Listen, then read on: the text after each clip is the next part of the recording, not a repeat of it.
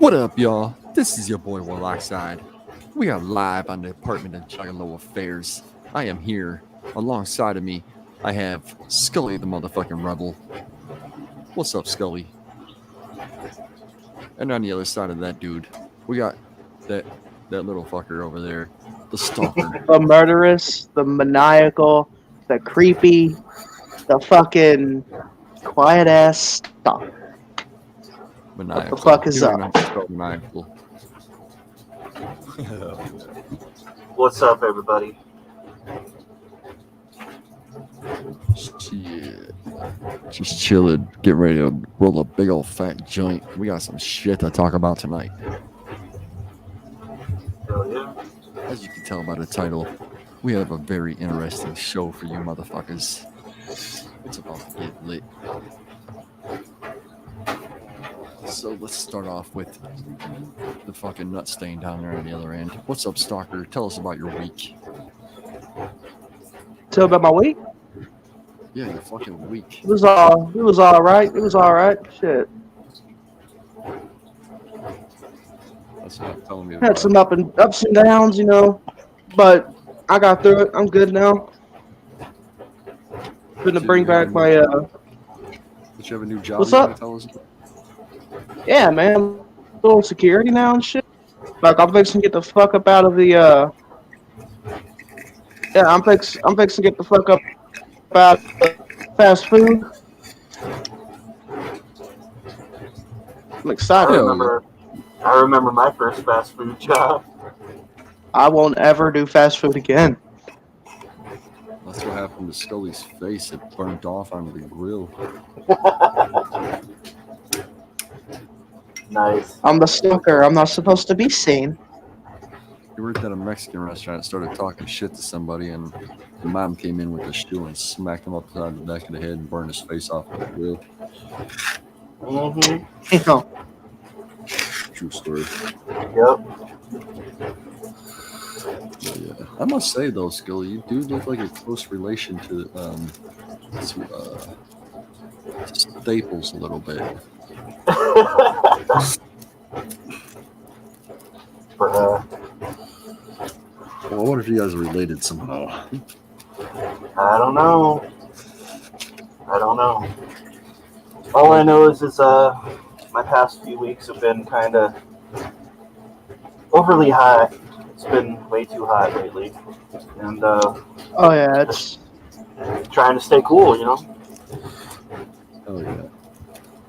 I've been pretty much living in my fucking Oh, you shut truck the fuck up. because Give you a it has chance AC to talk, in my house. Give you a chance to talk, really. You shut the fuck up. I mean, what was it? A couple of days ago, we randomly got like a thunderstorm out of nowhere. I mean, it was pretty nice. It went on for like half an hour. We don't really get too much of that around here, you know.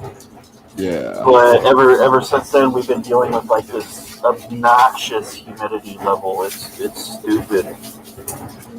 Yeah. I agree. And other than that, I mean, a couple weeks ago I turned 35. I'm still not sure how to feel about that. Hell yeah. So, but I mean, other than all that, I've been pretty chill, you know. Kicking back, watching movies, fucking with y'all and Discord, you know. That's what's up. That's what's up, man. I know there's been a lot of shit going on lately right here in the Juggalo YouTube community.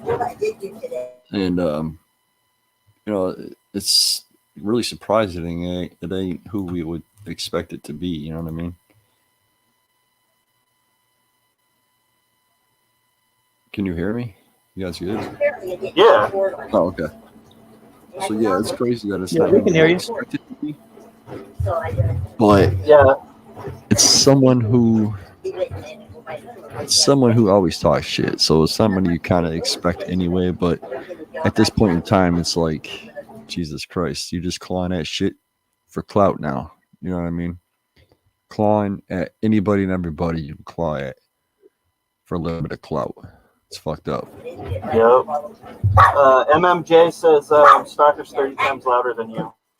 Yeah, I adjusted that just a second ago after I seen that. Stalker, you could talk now, man. You know what I'm saying? You can give your input. I was just when I was asking Skelly about his week, I didn't want him butting in.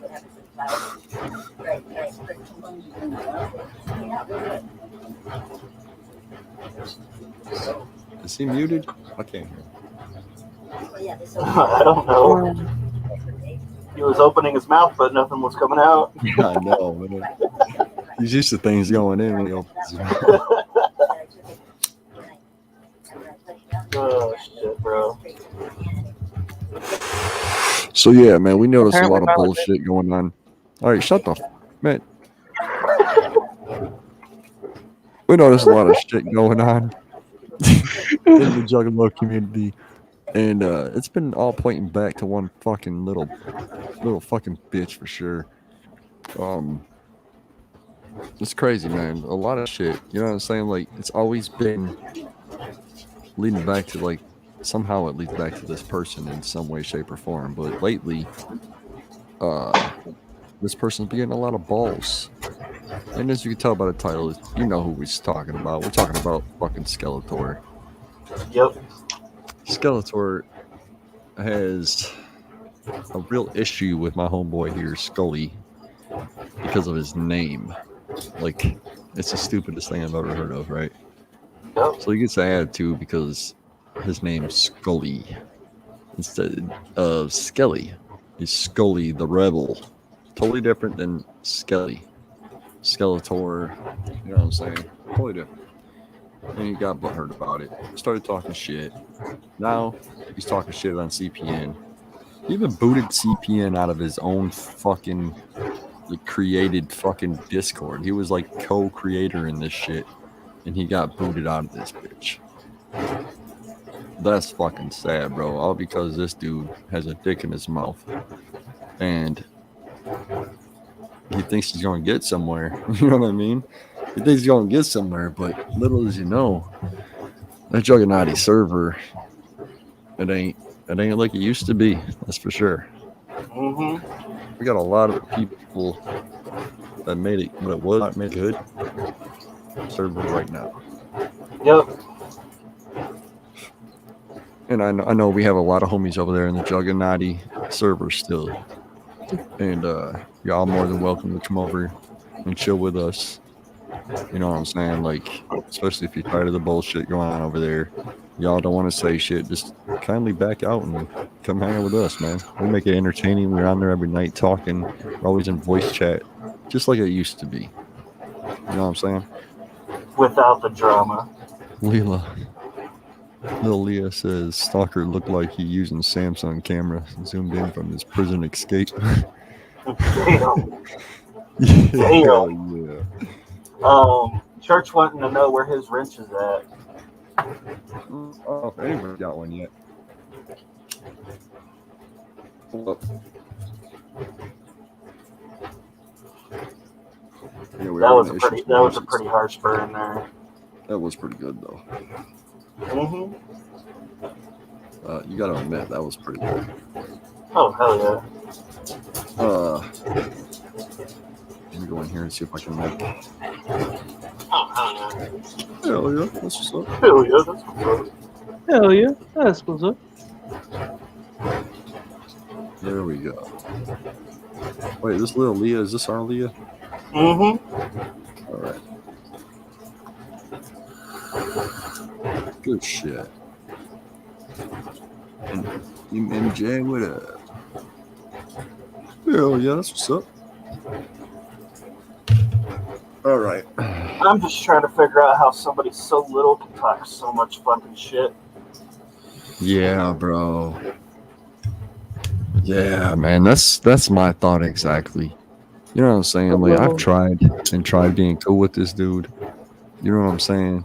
But it's like, he come on my show and shit. He'll come on my show being all cool, but then next thing you know, he's in somebody else's show talking shit about us. And it's crazy, bro. Like, don't try to act like you're cool with somebody, then talk shit about them. You know what I'm saying? And like, because he knows he ain't going nowhere. Like, he ain't gonna go nowhere to see anybody on this side. You know what I'm saying? And It's just, I don't know, man. I ain't like, that ain't nothing to get pissed off that bad over to where it needs to get violent. Oh, hell But no. I think it's fucked up and it needs to be called out. That's what we're here for. Mm-hmm. I think it just needs to get to the point where the trolling shit needs to stop, especially when you're trolling people from your own shit. If you want to troll people, go troll people that don't do Juggalo shit. You know what I'm saying? Mm-hmm. Juggalos, if you even know what being a Juggalo is, motherfuckers, you need to accept people and make them feel accepted. That's what we do, and that's why it was so magical in the beginning. You know what I mean? And we get Yep. little people like this doing stupid shit like this, and you fucking ruin what Juggalo is all about. You know what I mean? Mm-hmm. Like, yeah, you think, oh yeah, it's Juggalo to say this and do this, but you're not understanding who you're affecting. You think it's funny, but you be trolling people, and these people will quit doing shows. Like, I've seen shows start and stop because these fucking idiots trolling them. You know what I mean? They'll start a good show, and next thing you know, they won't do it no more because they get trolled all the time. And it's Yeah. fucked up. We want to see people build each other up, and you know what I'm saying? Like, work as a community, like, help each other out. If you see somebody working on a channel trying to do something and they're not doing so well, try to give them some pointers if you know what you're doing. You know what I mean? Stuff Mm-hmm. up and be somebody that people can look up to. Yep.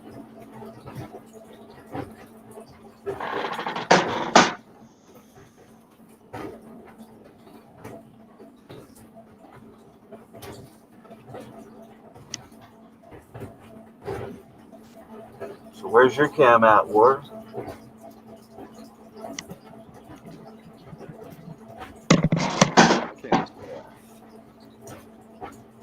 I didn't hook it up yet. We got Dr. Shocker up in here telling Skeletor to pull up. Nice. Yeah.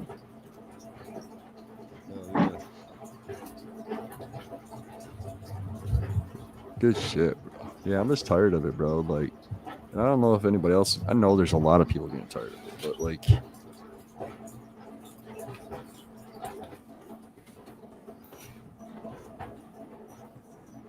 I mean, I'm fucking tired of all the shit talk.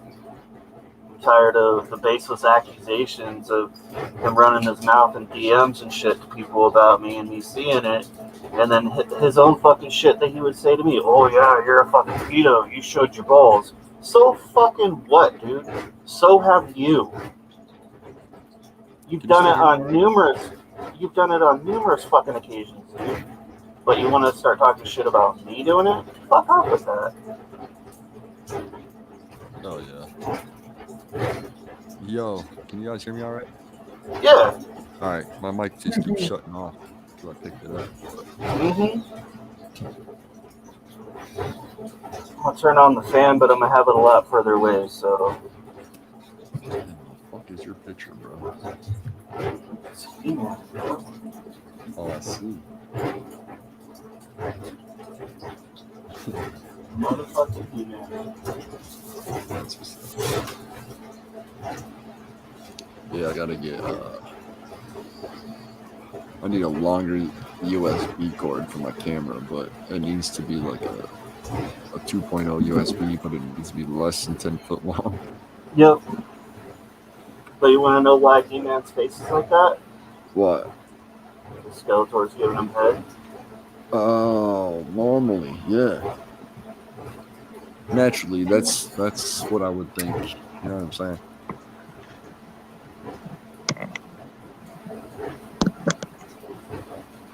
I'll find a milk crate and Miller for the bushes. Oh shit.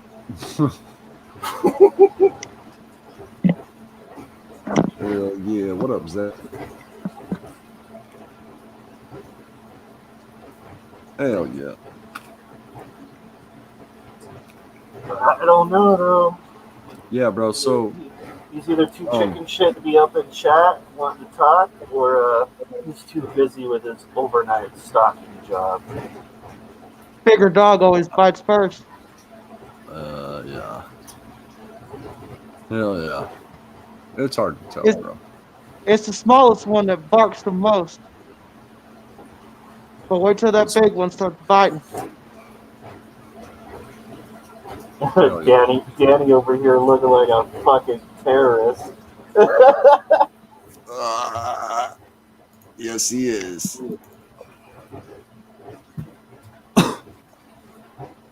Man. Zay wants to know if we want us to call, or if we want him to call him up. I don't give a fuck. Oh, Skeletor. oh. Wait, who wants to call him? Zay. Oh, well, whoever it is. Shit, I don't give a shit. Call his ass up. Oh, here we go. I see now. I was way back on.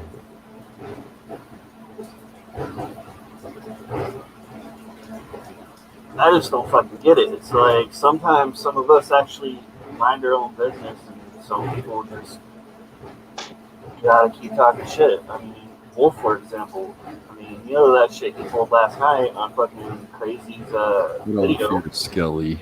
That's fucking funny. That's real funny, Zay.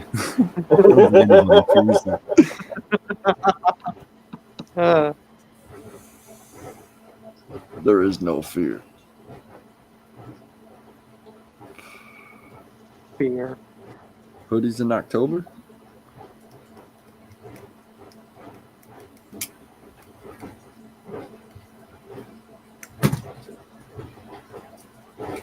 Hell yeah. So what's on your mind, War? Oh, fuck, man. Just chilling, you know. Doing the same old, smoking down. Work. Smoking down. Oh, and just for clarification, in case people were wondering if Wolf is running his mouth, yeah, it was me that sent another picture of my balls. I don't give a fuck. And if somebody has a problem with it, hit me up. I mean, hell yeah. Big bad wolf. Greg. What a bitch, dude. It's like he waited a full 5 fucking days to comment on Crazy McCormick's video just to talk shit. Then he wants to talk shit on his Facebook about both me and Crazy McCormick. Oh shit. I'm kind of ecstatic that a grown ass fucking man is letting us rent that much headspace in his head. Oh shit. Yeah, I know. Shows you But how much yeah. of a life he has. But yeah, this whole situation is nuts, bro. Exactly. But like, he wants to lie to his friends in his comments on his Facebook and say that he's minding his own business and people are just coming at him. No, the fuck he is not. This dude pulled this fucking shit last night, making fucking stupid ass comments.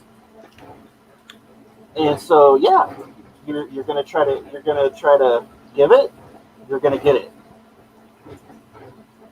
That ain't you minding your own business, homie. Hell no, bro. Not at all, man. Yeah, I'm not exactly sure what the fuck these guys' problems are, like between Wolf and like Skelly and, you know, them other fuckers that talk shit and try to make content off of drama. You know what I'm saying? Like, Yeah. Wolf's all about the drama. He's like probably the biggest drama queen I've ever seen in my life. And then we got trolls that like to try to start drama and try to make content off of that drama that they try to start in the other people's shit. You know what I'm saying? So it's like a never-ending cycle. If you can't make legit, straight-up content, don't make content at all. Don't go fucking digging around trying to fuck with people and start content that way. That's not content, man. That's just pure ridiculous. Hell yeah. And as the Juggernaut General, yeah, that's right. The real, the one, the only Juggernaut General, motherfuckers. Yes, you heard it. I'm not going to repeat myself. But as the Juggernaut General, we cannot put up with that shit in the real Juggernaut. We cannot put up with that shit. So I tell you what, Skeletor, you're going to be put on a leave of absence you will be relieved of your whatever you call duties in the Juggernaut. You can keep your Outcast owl shit going. That's cool. But I mean, that's one thing that I could actually hand to him is, you know, his passion for fishing, because I actually like fishing myself. fishing But shit. this other bullshit that he be on, you know, motherfucker, you are not the fucking arbiter for an entire group of friends. It ain't no fucking gang. It ain't nothing like that. It's just a huge group of friends, and here you are trying to fucking control, oh, who's who, who's in this, who's in that. Fuck that shit, dude. It's a fucking Discord server. Like, nobody cares about that shit. Right, hell yeah. I know what you're saying.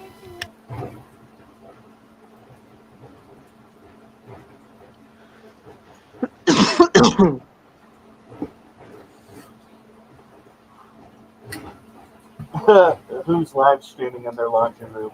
Nice.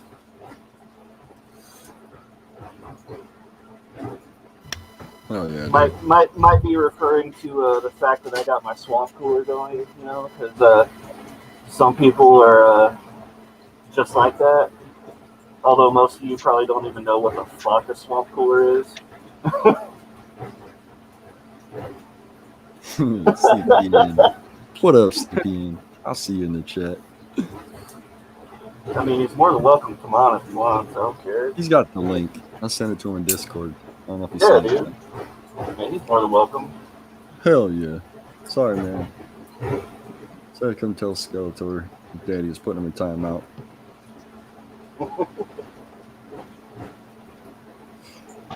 The real Juggernaut General had to come in here and put him in timeout and let him know his place. So I gotta ask, now that we put Skeletor in his place, does that mean he's grounded what and we you're gonna can't be ask. gangbangers no Can the more? real Juggernaut General please stand up? I know. I just did.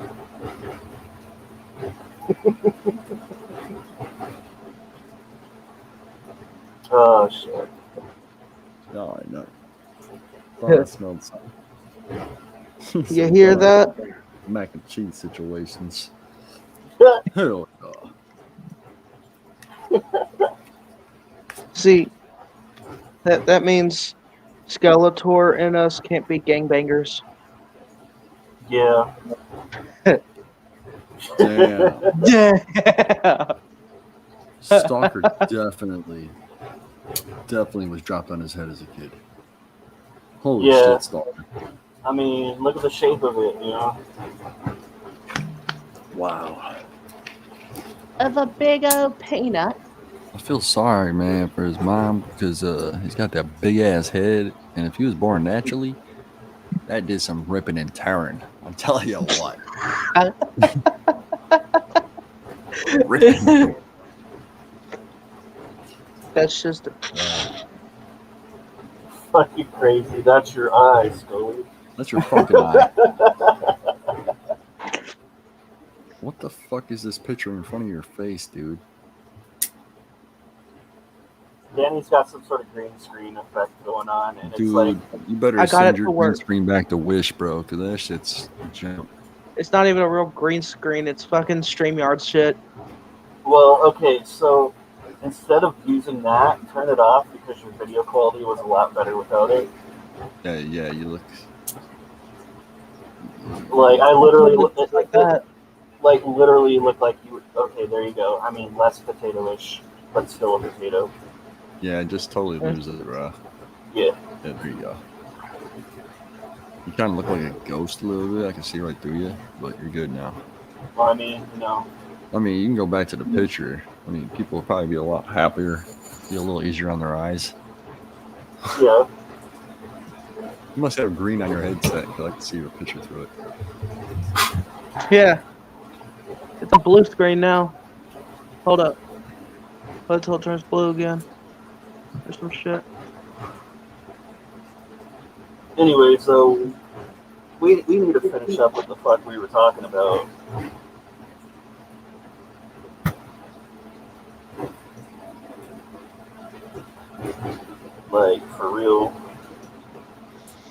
Like, I know other people touch on it and everything like that. Some people downright won't say fucking shit because they don't want to piss other people off, but me in that aspect, I really don't give a fuck right now. I just don't really get why the fuck, like, everybody's making such a big deal out of a Discord group. It's just a boy with a little too much power. Everyone is better than that. He's just on a fucking power trip. And that's what people do. Yeah, bro. Power sometimes changes people, and not always for the better. Popular groups have the most problems. I mean, shit, I remember when I was in the original server and he popped in, he wasn't all that bad at first. I mean, he couldn't exactly take a joke when we cut promos on him and shit, but, like, he just progressively got worse, and it just kind of seemed like, you know, he was inching his way up a little bit more and more and more and more, and he just became a fucking dickbag. Yeah. Yeah, true. And it's like, anybody that wants to fucking say that I wasn't in there before him, I actually was. Yes, it was. That's true. Most of us were. Like, you, I know CPN and Max were, obviously. Yeah, CPN and Kreyz brought me in. Yeah. I was in there since the first fucking 6, bro. There was like 6 of us in there in fucking Juggalo. Mm-hmm. And then it fucking turned into the Jugganati. Yep. And blew the fuck up. You know what I mean? And we had like fucking, man, we had like, I want to say like 30 people in there talking at one time at voice chat sometimes. You know what I mean? That shit was dope. Helmets, condoms. Shout out Yes. Scottish in the comments. Yes, Scully needs a helmet for that skull of his, and Stalker needs a condom so he don't reproduce. Yeah, Hell yeah. yeah. That's a big 10-4 there. Josh. What's happening, Josh? I mean, if Kreyz wants on, you can always come on too. Oh, your boy's dick. No. Your boy ain't got no dick. Hell no. He's on everybody else's dick, bro, and that's why we got something to talk about. That's the only time we come around. You not notice what the channel's for, bro? We don't just come on here to start shit. Pretty sure the only thing that's closest that resembles a fucking penis with that boy is probably the earthworm that he uses to put on the hook when he fishes. Yeah. Hell yeah. Don't be a fool, Rapitul. Mm-hmm. Still though, I mean, it ain't no fucking excuse to be a fucking bitch either. And we're not gonna go out and attack his personal life, and you know what I'm saying? No. That's not who we are. That's not what we do, and we already agreed that no personal shit. We don't fuck with people's personal shit. We're just here to talk about the bullshit. We see the bullshit in the Juggalo community, we're gonna call it out. Because it needs to be called out. People need to call that shit out. Trolling some bullshit. Trolling people to the point where they don't want to do a show anymore because you think it's funny and you think you'd look cool doing it somehow. Fucking retarded, bro. You deserve to be fucking like offed. You know what I'm saying? That's the type shit. You want to try to make somebody feel worse about themselves, you don't deserve fucking even to be on YouTube. Yep.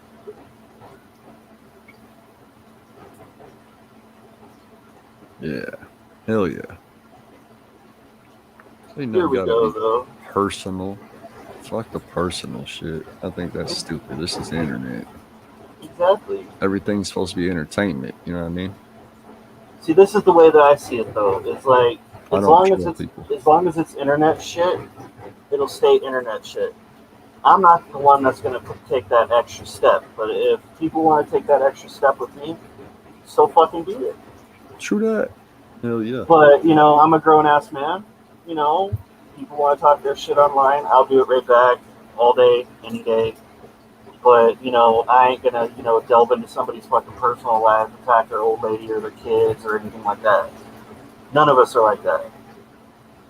No, hell no. I mean, there are people out there like that because we've come across them in recent days. There are people in our community that will do shit like that. Are they good people? Not necessarily. They should know better. Shaka. Hell yeah. That's what's up. We got 15 people watching. Danny, you better feel special. This is the most people you ever see on camera at one time. Hey, so y'all want to hear a story about this date that Danny was going to go on? Oh yeah. Yeah. So like, okay, so I made the mistake of introducing this boy to Plenty of Fish, that dating app, because homeboy needs a girlfriend. So he came across this like really decent, attractive Hispanic girl, and he showed her off to me. Tell this one, man, what the fuck? Oh, you ain't right for that one. And so he said that they were going to go on a date to a fucking water park. I was like, all right, bro. Then like a few days go by, we don't hear jack shit from Danny, and I'm like, oh shit, I wonder what's going on. And he hops into voice the other day, and I cut this promo on him, and I was like, well, I mean, that probably would be, the only time that she would ever be wet around him is at a water park. Yeah, bro. And that was a true story. And that's why he hadn't talked to her since. Or she hadn't talked to him since. But still, though, I mean, there ain't nothing wrong with the boy. There's always plenty of other fish in the sea. We've all been through that shit. Yeah, it may not be one like that, but you'll find one. Don't have your standards set so high, Danny. We'll find somebody dumb enough to fuck with you, bro. I mean, as it really goes, find a redneck girl, put your dick in her mouth. Redneck. Find a redneck and put your dick in her mouth. Mm-hmm. Exactly. I haven't heard that song in a fucking minute. I heard it earlier today. I listen to that shit all the time, bro. I'll throw back some old shit, bro. I'll put in like Bizarre, put in some Little Box, put in some Carnival Carnage, like some dog beats, just whatever, man. I've been listening to fucking the Wraith era, like 2003, 2004, 2005, and shit like that. Yeah. Like all the Esham stuff that was on Psychopathic for a little bit. Oh yeah. Zug Island, I didn't like it. I didn't like it when Esham went to Psychopathic though. I liked Esham before Psychopathic. Well, yeah, he had to change all his shit up whenever he signed to Psychopathic because ICP was like, look, drop that unholy shit. Yeah, they were going for the God kick at that time, and it was like, fuck that, bro.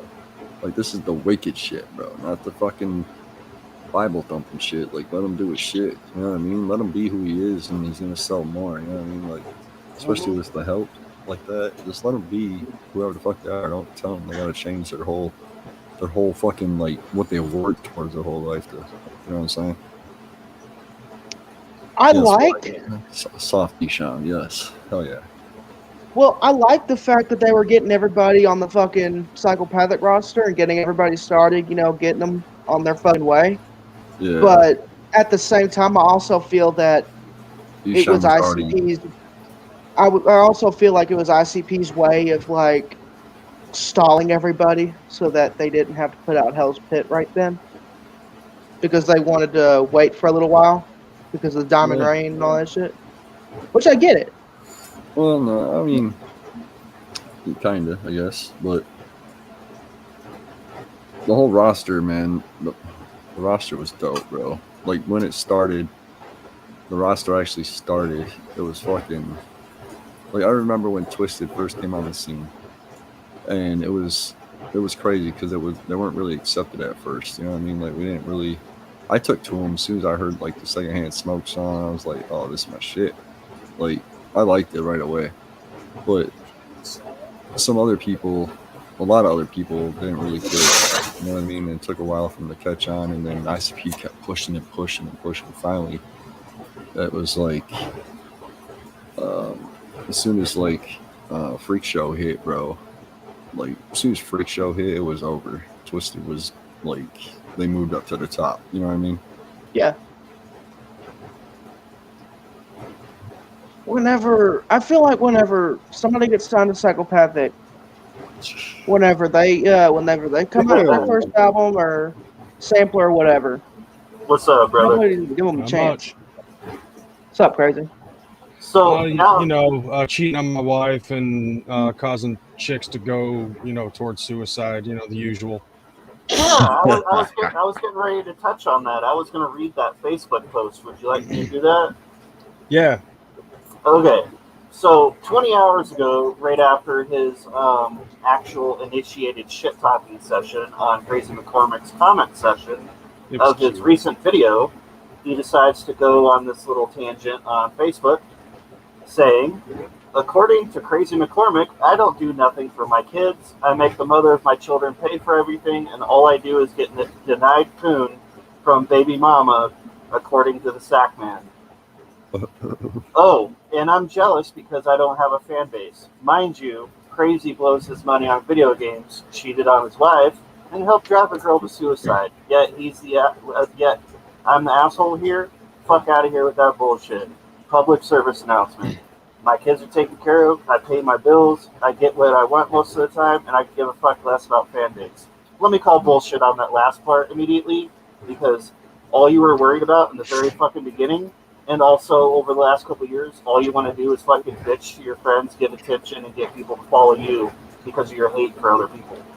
Here, allow me, since I think a vast majority of that is aimed at me to begin with. Yeah. So, okay, let's try to break this down in old Crazy McCormick fashion. What was the first part that he said? To which? Start over from the beginning. Okay.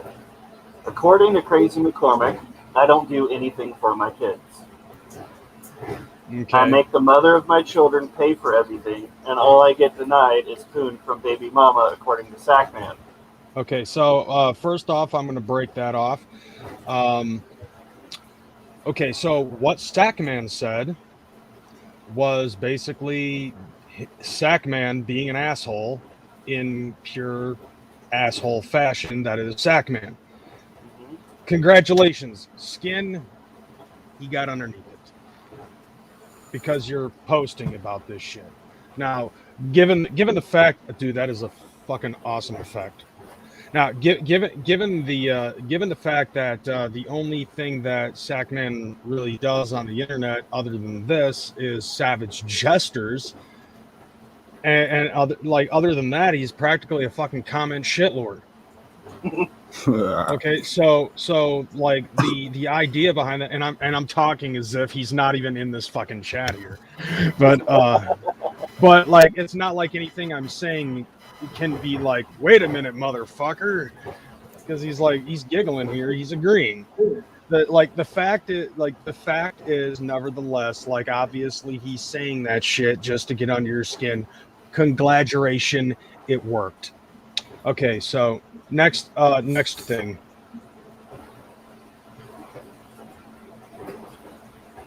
All right. Oh, and I'm jealous because I don't have a fan base. Mind you, Crazy blows his money on video games. Hold on. All right. The fan base thing, okay? Why did you fucking join the Jugganati to begin with? You saw what was basically a YouTube powerhouse of all of the YouTube Juggalo community. A lot of the creators that were on there. The main person that you gravitated towards was fucking Child's Play Ninja. You gravitated towards Maximum Overload because that was somebody that at the time Child's Play Ninja and a lot of others were fucking trying to push. Yep. You gravitated towards me because I also am a social media figure in the Juggalo community. You gravitated towards Mac and Hose and Tales from the Lotus podcast, which I do believe that, like, granted, the fact that Tales from Lotus podcast has an open forum, anybody can jump in there. It doesn't matter who the fuck you are, what side you're on. You know, like, that was the spot back in the day. He's jumped on there, and despite the fact that, you know, like, despite the fact that he gave DJ Run for Cover posthumous props, he's still going after Tales from the Lotus podcast as a whole in order to fucking, you know, take him down or something like that. What would be the reason why you would want to silence some people? There's two reasons. One, shit that the Bender boys fucking do, where it's like, we can't seem to outdo these motherfuckers in entertainment and content, so let's try to knock them down so that way it artificially inflates us up closer to the top of the level. Okay, so granted that, let's see, and then let's see, also the fan, in addition to the fan base thing, who was it that was fucking hogging the cart at the gathering of the Juggalos for clout? Yes. Exactly. So there's that. I mean, granted, I have to say at first, you know, I'm greatly appreciative of the fact that he hooked me up with a ride to the Juggernaut site at the gathering, despite the fact that me and Guido and I'm sure that the, I'm sure that he probably is trying to accuse me later on in this comment section about Jamie Nicole killing herself, and she was there. And I think slowly but surely a lot of the stuff concerning Jamie Nicole even being there in the first place has been fucking rooted up, thanks to CPN and a couple of other people. But we sat there and waited for an hour. Basically, the entire situation with the golf cart, I was kind of oblivious to, because I didn't bother to even ask to use the golf cart or anything like that. He just kept picking me up. You know, he'd see me walking, he'd pick me up. He'd see Josh walking, he'd press on the gas, which kind of fucking sucked. You know, like, it was always, like CPN said in his shit, you know, it was always, we don't have enough time to stop to pick this person up or that person up or something like that. He barely ever let anybody else use the fucking golf cart. Really, the only time that anybody else could use the golf cart was when Wolf was sleeping. Other than that, it was him on the fucking golf cart all day fucking long, driving people from one side of the fucking shit to the next and back, and, you know, over the meadow and through the woods to grandmother's house they went.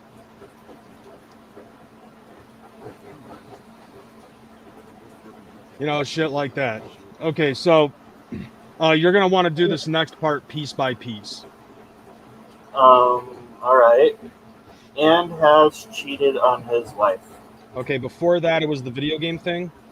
Yep. Okay, I want to introduce Wolfie to a thing. It's called a timeline.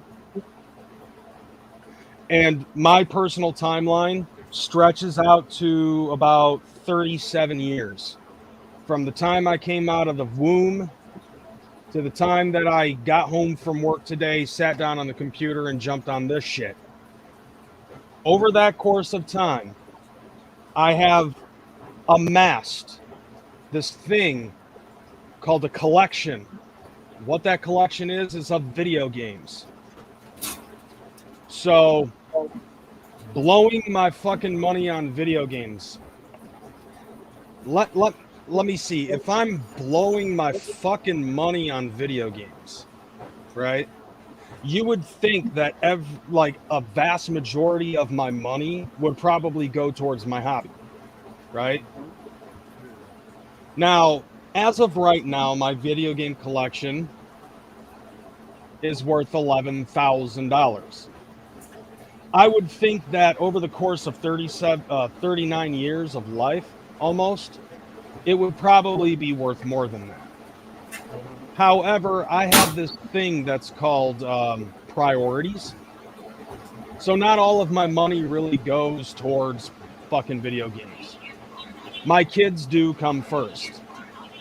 I'm not the one that's going online and bragging about the fact that I'm flagging other people on YouTube. I'm not, because I don't do that. As a matter of fact, I don't think anybody on this panel really ever flags anybody. You could say all the fucking shit you want about me on social media. I don't care. Freedom of speech, and I applaud that. But anyways, yeah, if I did have a problem with buying video games and shit like that, I think honestly it would be worth a lot more, as I've said before. Mm-hmm. However, due to this thing in called life, in this timeline, the amount of gaming games and stuff that I've amassed in my collection over the last 4 years, maybe 5, maybe even longer than that. Because like there was actually a time period. Actually, I would say this is the 4th generation of my gaming collection. This is the 4th generation. First time I ended up whittling it down to just 2 games, River City Ransom and River City Ransom and Who Framed Roger Rabbit for the regular NES, and that's all I had. Then the 2nd generation of my gaming collection came when my grandfather, or not my grandfather, but my father gave me a bunch of games that he didn't have any use for. And he knew that I liked Nintendo and shit like that, so I had that. Mm-hmm. Then I ended up having to sell all of my shit in 2008 due to the recession that was going on, and gas was hiked up to like $5 a gallon. I was driving an 05 Freestar at the time. So imagine how often I had to fill that motherfucker up, because that was a gas hog. Most minivans like that are. Mm-hmm. Yeah, especially for that year, especially for that time frame. Once again, time. Anyway, so like after that, I started buying more games again, slowly but surely. Now this is like a 4-year span of periodically buying video games when I had the money, because family came first. By this time, I had children in my life. That shit came first. I wasn't going out fucking spending all of my money on litigations. And I was on YouTube at that time. Mm-hmm. So talking Juggalo shit, or talking shit to Juggalos. One of the two. Just not all of them, just the stupid ones. And believe me, we have our fair share of stupid motherfuckers in this Juggalo community. A fair share. One of them I'm explaining this shit to. And then in 2012, I sold a shit ton of my stuff again. So from 2012 to 2021, I have amassed this $11,000 gaming collection of games, accessories, consoles, shit like that. In the end, the kids came before video games did. Now, thanks to live streaming and me educating myself on OBS and Streamlabs and things of that nature, guess who's getting their fucking money back? As opposed to somebody else who's planning to spend tens of thousands of dollars to take 3 entities on YouTube to court over a picture with no chance whatsoever of possibly getting their money back. I slowly am building up my collection and slowly building up money from playing the collection. And I do that on the side. I actually have a full-time job that I work at, and then I fucking come on here and I play fucking video games. So when you have a hobby that somehow is able to give you your money back, that makes it a worthwhile investment. Logic. Okay, next little snippet. Which, by the way, Nobody Man ended up in the chat saying video games which you use to make money with. Bing! And the next snippet being, apparently you helped drive a girl to kill herself. Okay, and also I apparently cheated on my wife. The cheating on my wife, yeah, that never happened, because this sounds to me like it's possibly like some, like the cheating on the wife part sounds like, I don't know, like, what's the word I'm looking for? Projection. It's a possibility. I mean, that's hearsay at the moment, but it's also hearsay when you have no tangible proof of me ever fucking doing that. Unless you can actually see a picture of me fucking somebody else that's not my ex-wife with my wedding band still on my hand, you really have no fucking frame of reference. Now, I will tell you this. I've never cheated on my wife. When we were together, I was a very faithful man. I am faithful in every fucking relationship that I've ever been in. Now, that's not to say that it wouldn't be the other way around. My ex-wife was not faithful. That's why we divorced. And then she's married now, and she's still not faithful. Wait, what? I'm just saying, fam. At least I can fuck my ex. But essentially, basically, what Wolf is doing is he's going around flagging people. It's a personal vendetta because he feels like the picture belongs to him. And it's not just about the picture. It's not just about the picture. It's also the fact that he doesn't want to see others be successful. Yeah, that's the jealousy issue. That's the old Scotsman fallacy situation individual. Mm-hmm. But, like, oh yeah, he also ended up saying that I drove a girl to suicide. No, Jamie Nicole fucking overdosed. That's not suicide. And if you're not talking about Jamie Nicole and that particular situation, individual, then I don't have any fucking clue what the fuck you're talking about, because whatever it is that he is saying, 100% unfounded. Unless you can actually show some kind of proof that I led a girl towards suicide, it's hearsay. Mm-hmm. And why anybody would believe a chronic liar such as the big bad Juggalo would be beyond me. But yeah, you're right. Basically, this is what it is. Like, see, I guarantee you, like, I basically, at this point, anybody who fucks with me that I know on a personal level, anybody who fucks with me, at this point, I just chalk it up to petty jealousy. Anybody. It doesn't fucking matter. If I knew you, if we've broke bread together in the past, I just chalk it up to fucking petty jealousy, and I move on with life, and I continue to increase my brand. And the reason why I say this is because I've been on YouTube for 13 years. Sure, I probably don't have as many subscribers as Blue once had, and I sure as fuck don't have as many subscribers as, say, Child's Play Ninja, but I could definitely say that in this community, people know who I am, and people respect me. And that's something that I've amassed. I've made mistakes along the way, and I've corrected those mistakes as well. And I've learned from my mistakes and actually learned how to become a better person. And people see that kind of shit. The problem is that some of these people just can't seem to figure it out. And so they see somebody like myself or somebody like Child's Play Ninja, Tales from the Lotus podcast. I'm not sure about Blue, but maybe. But still, it's like people see the type of shit that has grown over the last few years. I'm not demanding respect. I don't demand anything. I just do what I do, and people watch my shit. That's basically all it is. And I enjoy what I do.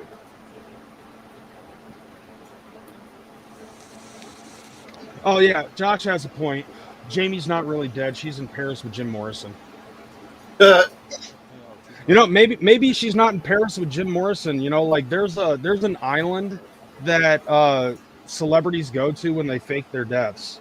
So, like, Elvis might be on the island if he didn't take a fucking rocket ship to go back home. I know Tupac is there. Yes. I mean, maybe I'm with Zay on that one. Maybe she actually is in Paris, but Jim Morrison is in her. I don't even believe that.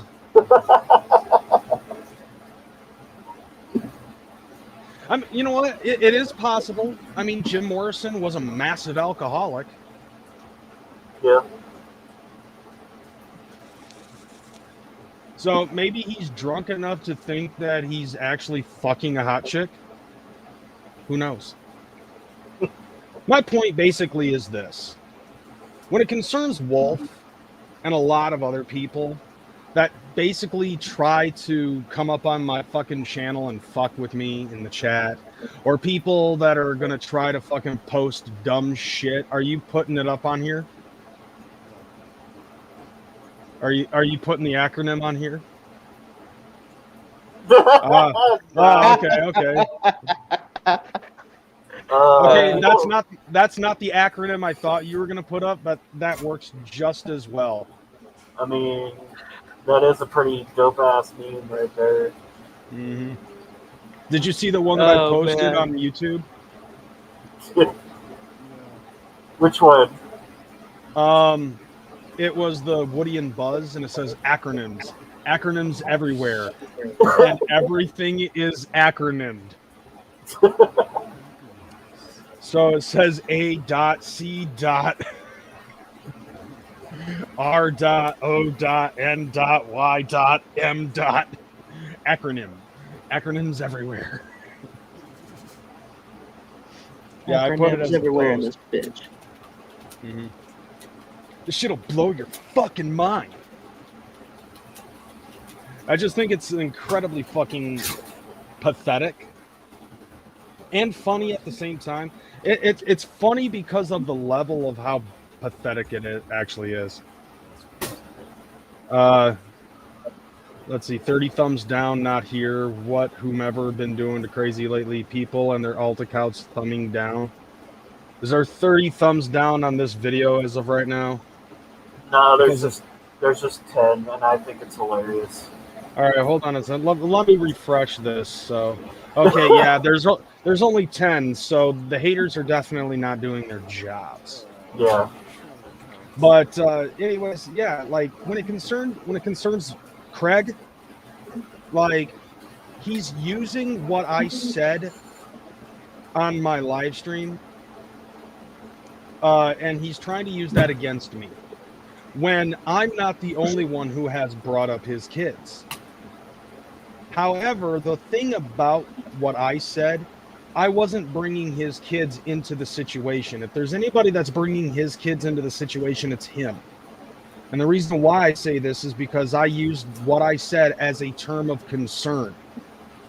What I said in my video, and I'll repeat it, was like, instead of, you know, like, why in the fuck? I'm not going verbatim here, but basically along the lines of me saying, you know, why the fuck are you going to spend all of this money on lawyers and litigations and lawsuits and shit like that when you could be using that money to buy backpacks and pencils and papers for your kids to prep for school? Here we are. It's almost August, dude. School time is coming up. There are more important things out there than this dumb, petty shit over a goddamn picture. And he took it as, he's attacking my kids. Perfect fucking example of that. He tried that same fucking bullshit with me over text messages. Remember that shit? Yep. Now, the thing is that I'm not attacking your kids. I just know what it's like because I have kids myself. So I know what it's like to be in that boat when you have a lack of priority over what's important, because I have been there before. But as of right now, you know, since that time, I've actually spun things around, and I am very involved with my kids and their life. Sure, I don't go outside and play catch with my boy, but I'll sure as fuck sit there and watch him play Sonic Mania. You know, like, there are things that my children and I actually can relate with as of right now. For example, yeah, exactly. Like, for example, my 2 oldest daughters are heavily into the Marvel Cinematic Universe. Mostly because of Tom Holland, but definitely into the Marvel Cinematic Universe. So I basically went, like I went upstairs into their room and I put Disney Plus on their TV. The middle child is questioning his sexuality. Now, that's not to say anything about me, but what I can definitely say is that I've dated a lot of bisexual chicks. And I'm also a good voice of reason when it concerns his confusion about everything. You know what I'm saying? So there's that. My other daughter is heavily into anime. She has gone full-blown weeb. Like, she is a weebo. And so for her birthday, I got her accounts for Funimation and Crunchyroll. Nice. I'm introducing her and her little brother, the next one in line. I introduced them both to music that I like. That wasn't Insane Clown Posse, and they're both big fans of fucking Dropkick Murphys. I'm also planning on introducing my daughter into J-Rock. So my daughter's going to start. I can guarantee you, my daughter likes a lot of the same stuff that I like. So I know she's going to be a big fan of baby metal. Dude, I fucking started listening to baby metal last week and I can't stop. Baby metal is fucking dope. But her and her 2 little brothers, all gamers. My youngest, my 5-year-old, has a Nintendo Switch. And my daughter and my biological daughter and my biological son both play Fortnite. They play a lot of the old school stuff. I can't get my son to shut up about video games. Neither one of my sons, I can't get them to shut up about video games and shit like that. But nevertheless, I have something that I can relate to with all 6 of my kids. Well, I don't need to shower them with money or anything like that, but I do know for a fact that my kids are fucking secure. No, you shut up. Dude, you fucking pour cereal after you pour the milk. Oh, yeah? Oh, yeah? Yeah. Yeah? Okay.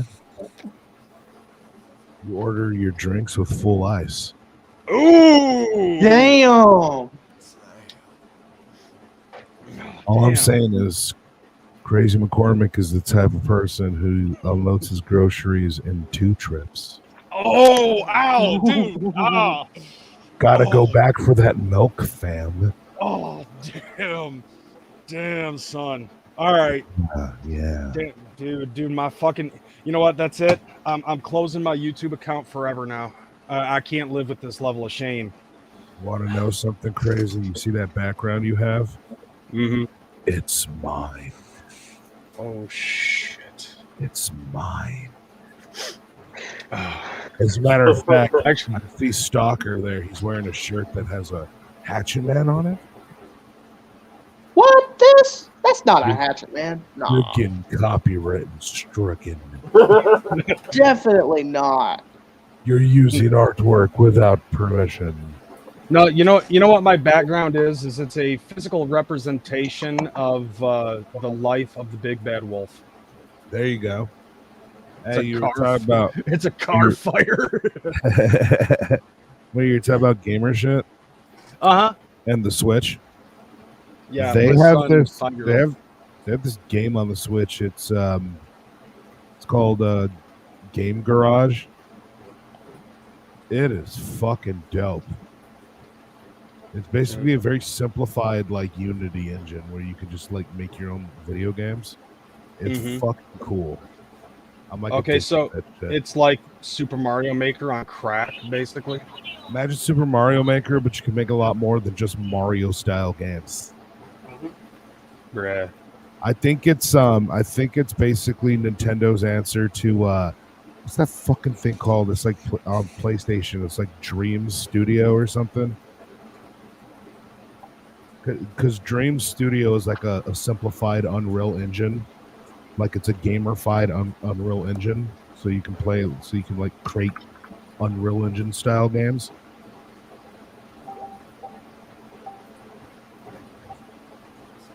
So, right on. Shoddy Boom ended up shouting me out on here. He said, "Crazy, you are pretty much an open book on here, and you are loved and respected. I've been watching you for years, and love your Juggalo opinion. Much clown love, brother. You are the embodiment of Jugganati." boom. Yeah, Yo, you gonna make some people mad with that one. Crazy McCormick is not the embodiment of Jugganati. I'm not. I mean, like, he said it, so it must be true. I mean, no, listen. Obviously, It's on the internet. It's on the internet. I think so. I've been getting asked that question for the past couple of days. Like, dude, were you kicked out? I'm like, hey, we don't get kicked out of the Juggernaut.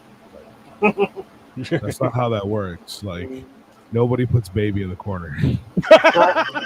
Damn. Oh, damn. Yeah, we were just touching on several subjects tonight. Right. Like, I came in because, like, the wolf thing was brought up. I thought that was... yeah, so did you actually say that shit? In like he commented on the live stream I did where I went off on him, and like, here, you know what? I'm gonna pull up what he said in the comments section, because, you know. Well, I know. Yeah, okay. Like, read it for everybody. Okay. So he said, okay, so he started off with a Goldberg promo. You're next. Want to talk about my kids, motherfucker? You keep my kids out your mouth before shit gets real. Ooh. Only a punk ass pussy brings kids into it. Well, so Wolf always talks about certain people's kids. So, okay. Mm-hmm. So I wrote back to him and I said, take care of them. On the real, some things are more important in life than internet beefs over a fucking picture. As a father myself, I wouldn't be doing stupid shit like what you're doing right now and seriously focus on what's really important. Like, I was being the voice of reason. No kayfabe, no cap. Like, I was basically being Robin Quivers in this bitch, and he didn't see it that way. Right. So Scully fucking says something. Keo says something. Should I read those too? Well, I want to know. You know what I want to know? I want to know about the multiple females you were cheating on your wife with. I would like to know about that myself. Right. You know, like, I don't know where cheating on your wife ever. Like, is that just something he made up? Oh, that's definitely something that he made up. And when I say when I ask that, what I mean by that is, was there ever like a conversation? Because I never remember you ever being accused of cheating on your wife. Right.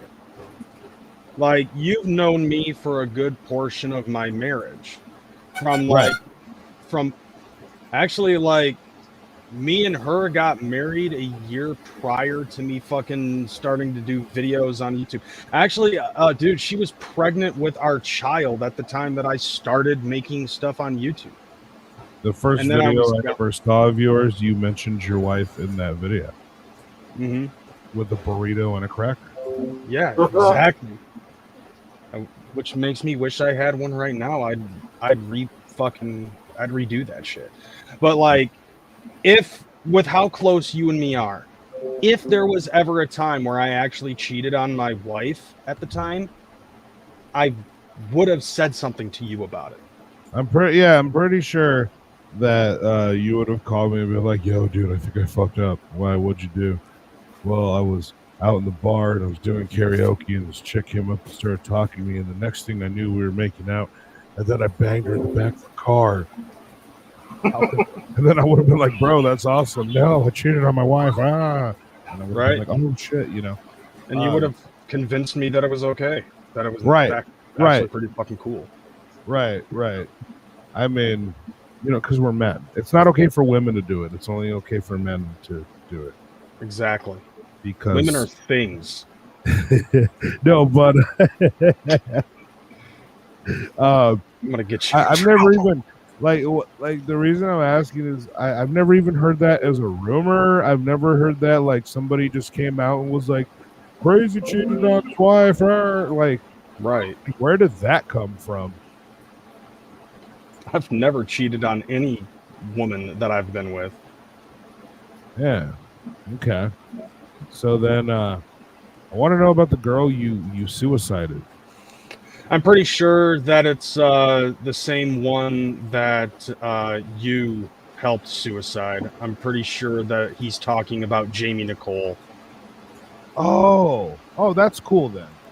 Yeah, I don't see where that would be a problem anyways. Wait, are me and you both responsible for the death of Jamie Nicole, apparently? I think so.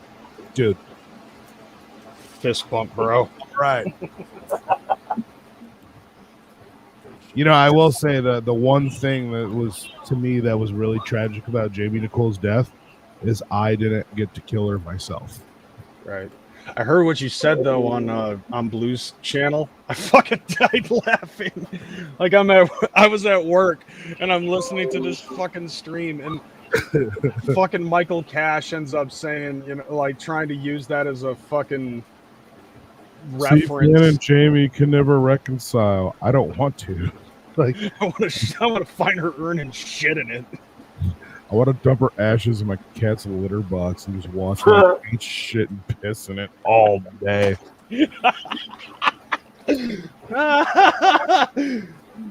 Fucking oh man. I'm glad that there are other people that come in with Bluetooth speakers at work. Otherwise, like it would just be quiet. All you're hearing is like metal parts clanging against each other, and then just me guffawing because of that comment alone. Right. So the comments end up like Wolf actually responded, coming from a guy who blows money on video games. Get the fuck out of here. And I said, and my kids still come first. I mean, I'd rather blow money on video games than like I'm going to spend thousands of dollars to stop people I don't like from using a picture. I mean, like, at the very least, the video games carry a certain inherent value to them and may actually be worth a lot later on. The Juggalo crest is worthless. Like, there's no value to it. You want to hear something interesting? When it concerns like the video game collection, I'll give you a prime example. Earthbound. I bought that bitch. I bought that bitch for $150 in the middle of the pandemic, and as of right now, that game is worth twice as much. Right. Yeah. Well, yeah. Think about it like this. I mean, we technically, like, first of all, him saying you blow your money on video games is adorable. You know, I can just show you all the games I have. You have games that you haven't even opened up because you haven't played them yet. Dude, yeah. Like, so I have Red Dead Redemption 2, The Evil Within 2, and a couple others that I bought sealed at GameStop a couple years ago. They've never been unsealed. Yeah. As a matter of fact, I'll probably never even unseal Evil Within 2 because I got the 3 months of Game Pass for $1, and Evil Within 2 was on Game Pass, so I've been playing that on my PC. I only have 4 games that are still sealed. Assassin's Creed Odyssey. Okay. And then 3 different versions of Jay and Silent Bob Mall Brawl. Sealed, like I bought 1 copy. Like I paid for 1 copy and I got 3 of them. Like 2 for the Nintendo and 1 for the Switch. As of right now, the ones for the Nintendo are going on eBay for $100 each. Nice. Hell yeah.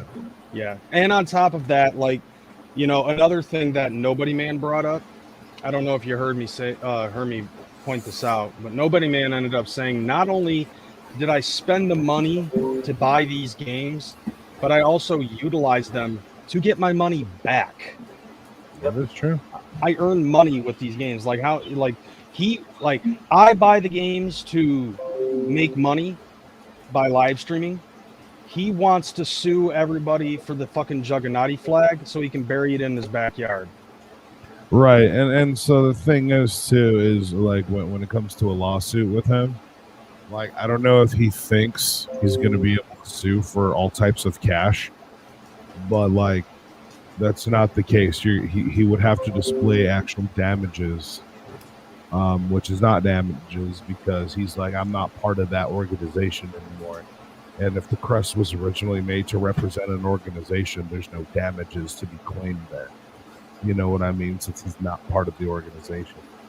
Second, he would have to prove that we made a bunch of money and that he's entitled to either 100% or a large cut of it. Well, we never made a bunch of money with the crest. If anything, we were selling the shirts to ourselves.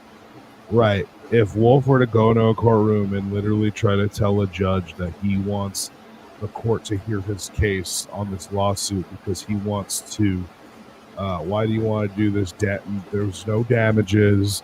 There's no money that was made and blah, blah, blah. The court might not even hear his case because the judge is going to be like, wait, so you want to sue them for this picture just because you want to bury it?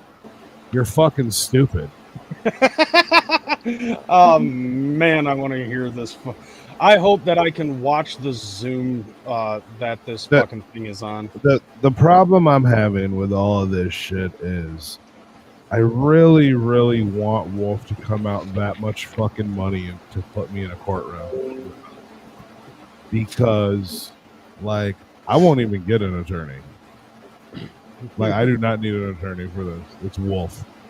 You know what I mean? And there's certain laws you just can't get around. Like that's the only thing people got to understand about attorneys. There's certain laws you just can't get around. No matter how good a fucking attorney you have, there's certain laws you can't get around. We have multiple conversations that date back for the past couple of years that would be presented to court. Like, here's Wolf talking about, here's Craig Dickerson talking about, yo, this crest of ours is awesome, and yeah, let's do this with the crest. It's like literal conversations that literally shows that this shit was made for the organization. Conversations that literally shows like I got literal payment receipts of money I've sent him. You know what I mean? But I'm saying, like, what really hurts me in all of this is I'm thinking of, man, imagine me and Wolf in court, and imagine me just demolishing him in court because he can't scream over me. He can't do the blah, blah, blah, I'm a badass. He can't do that in a courtroom. Right. You know what I mean? Like, he'll lose automatically or be found in contempt. He can't do that. And so he literally has to sit there and answer my questions on certain things, and he has to answer them in certain ways, and he has to swear to tell the truth. This fucking idiot, like, I would not advise him to lie. And I'm like, but this is never going to happen. Because the dumbass is going to go like, okay, what do I need to file? How do I do this? How do I do this? The dude who couldn't handle putting fucking gift bags together is going to, go like, it goes like this. The dude who couldn't afford to buy his kids Christmas presents, and I had to buy them Christmas presents. Right. The dude who couldn't afford to pay his rent and keep his cell phone on at the same time, at certain times, is going to afford a lawyer, all to stop us from using a picture. Oh no, but he's going to act as his own lawyer. Okay, the dude who wasn't smart enough to put fucking gift bags together and get that process done is going to go through the mentally challenging process of reading, understanding, and filing court paperwork. Come on. Right. Yeah. And it's all going to be brought to us by fucking Rocket Lawyer. All by Rocket Lawyer. Rocket Lawyer, attorney at law. I fucking can't believe he used that. Like, that just to me really showed that he is legitimately not that amicable to do any of this that he's Amicable? claiming. Learn your acronyms. I know. I thought it was the right word, but you knew what I meant. No, I know exactly what you mean. I'm just saying, learn your acronyms, fam. Acronyms everywhere. Yeah, I saw that. That was funny. The dude who didn't know what acronym meant is going to read court documents and understand them. Right. So hereto, therein. They're in what? Right. What are they in? Looks like Danny took off. Oh, okay. Well, I guess the show just improved by 15%. Yeah, that is true. I mean, Warlockside's been quiet for a while. So, what was Skelly talked about? We touched on it a little bit, and then Kevin You're so gay. Kind of trailed off. Well, so here's the thing with Skelly. Skelly coming after me. I'm thinking to myself now.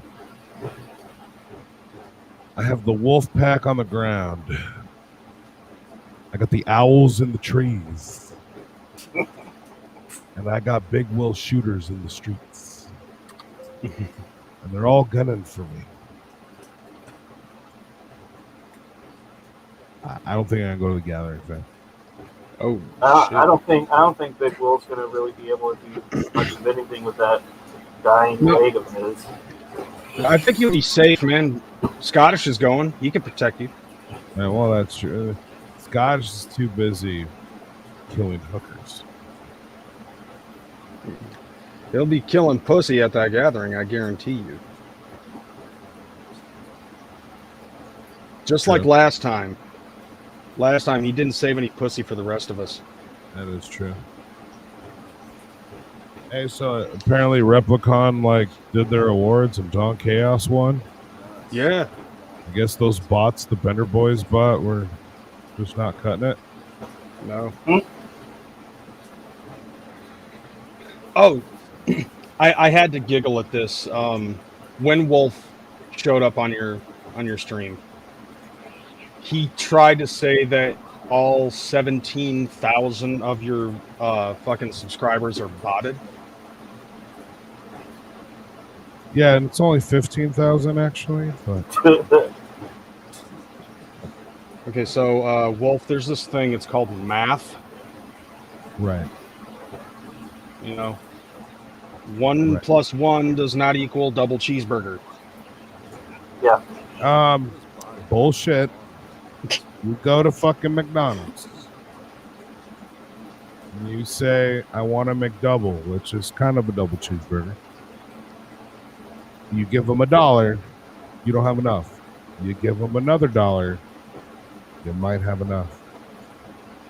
1 plus 1 in dollars will equal a double cheeseburger. Well, I guess I got no choice but to call a cheeseburger, fam. Just call a cheeseburger, fam. Oh, Snaps is in the chat. Yeah, All fuck Heather. Yeah, fuck Heather, bro. Fuck Heather. But all I know is when I eat my chili, there's lots of cheese in that chili. There is definitely cheese in the chili. There's cheese in the chili. So yeah, I gotta say this though. I gotta give Snaps a shout out and say, Sleepy Warlock's out here. Oh yeah, that's what's up. I think that's what happened to Warlock's side in this panel. Yeah. Like if you hear it faintly, you can hear. He's still there. I could barely hear him though.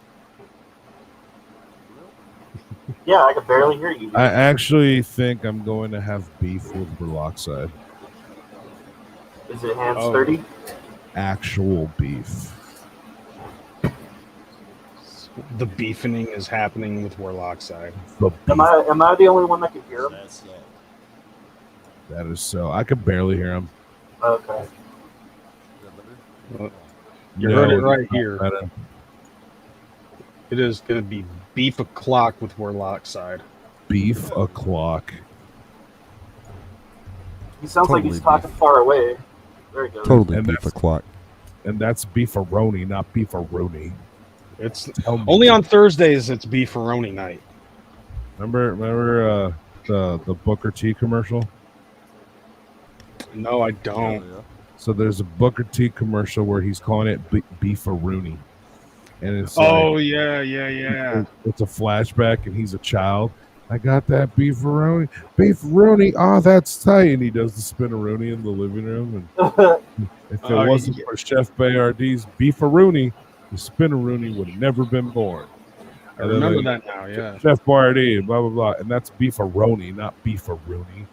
Tell me you didn't just say that. That's what falls asleep with Grace in the abyss of smoke. Yo, you know who Warlock side could be? Have you ever seen the John LaJoie videos of WTF Collective? I think I have. Where it's MC fucking whatever. Vagina? MC.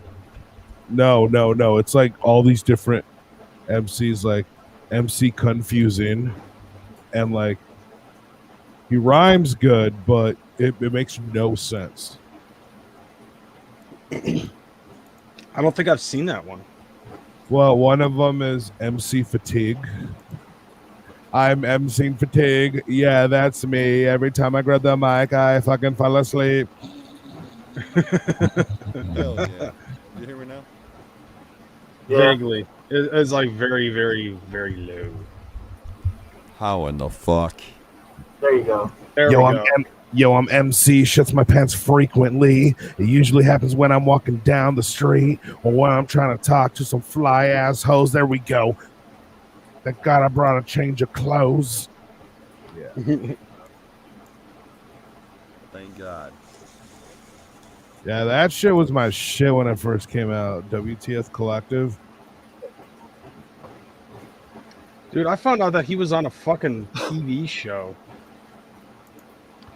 The like fantasy football thing, right? Yeah. The league. Yeah. That's I was like, well, shit. No wonder why he's been gone for God knows how long.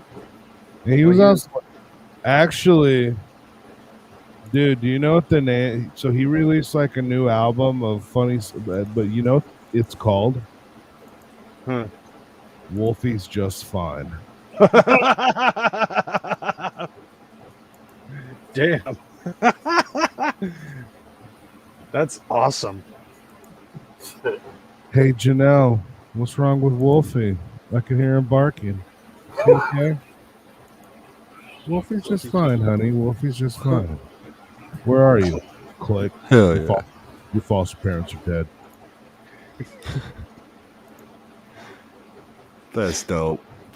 I don't know if I know I didn't mention this on the show, and I think I might have told you guys already, but I also have been, in fact, kicked out of the Juggernaut. No shit. Dude. Oh my god. Can you guys hear me better now? Yeah. Much better. All right. Yeah. My volume on my mic was turned down. Sounds like you finally took the dick out of your mouth. Mm-hmm. Wait. It ain't Tuesday. Only on Tuesday. It's true. It is Wednesday. It is. Actually, no. It's the turn. It's past midnight. So it is Thursday. Yeah. So Yeah, it is in fact beefaroni night. Well, that bitch been out my mouth for 2 days then. I have to do an office day tomorrow. Ugh. Yeah, Snaps has a Juggernaut. good point. Yeah, Snaps has a good point. The Juggernaut. Yeah. Juggernaut eye. Oh. I had to. So Juggernaut. Boy, yeah. Got to give shout outs to TPE. Well, you know what I find funny about all that too, though, is I've been seeing, and I've been seeing this for the past couple of years when it comes to this whole thing. Motherfuckers literally fighting and beefing over Discord servers, dog.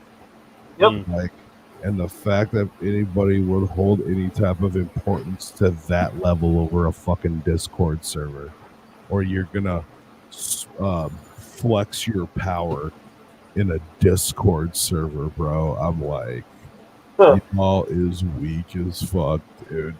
Yeah, and it's not even power. It's not even power. Mm-hmm. That's what I'm saying. I mean, I guess you can say in that type of situation with an individual who's just sitting there, there's a certain level of like, I get to make a decision, and look, I get to execute the decision. So that's where the power is. But I don't know. Like, the fact that it was like that, like, I'm kicking them out. They're ops. Look what I have done. Chest out against the wind. The waves are crashing against my chest as I say, not today, world. You know, that whole shit. And it's like, oh, can we go back to arguing about colors? Oh my fucking God. Yo, bro, did you see that? Can we go back to arguing about colors, bro? Dude, I remember when that shit was going down, and I was like, every single person in here who is actually arguing with each other needs to die in a fire. Like the fact that you're this heated over this. And yes, I am diminishing your fucking personal feelings because you're stupid. Didn't we make fun of that type of shit back when gang rags came out and all of us were like fucking like doing the green rag crew and shit like that? Like we yes, we did. You were like, you know what? Mine is brown because of the brown man. Mm-hmm. Yeah, and didn't somebody be like, I'm repping green, and you were like, I didn't give you permission to rep green, and they like fucking had a fit over it. Yeah. Like, I'm not talking to y'all no more, fuck y'all, blah, blah, blah. And it was like, it's all a joke. Right. Yeah, it was somebody who tried saying that shit that was not in on the joke. And so when I said that, I don't remember who it was, but like, I think it was Boxer. Yeah. It was. Wasn't he like, I'm repping this, and then he got mad at that person and was like, well, I'm repping the green, and you were like, I didn't say you can rep green, and then fuck you, Kreyz. If I ever see you, I'm gonna knock you out and kill all your children in front of your wife. Like, the fuck? Yeah, I remember that. Then he'd leave, and I'd be like, what the fuck was that? Like, like there was only two people that repped green, me and Vindy. That's right. And that was it. You want to hear some crazy shit? Sure. Oh, yeah. That chick's approaching 30. What?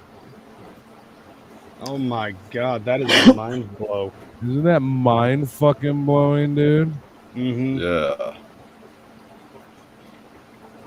And then Jay the Juggalo was around that same age too.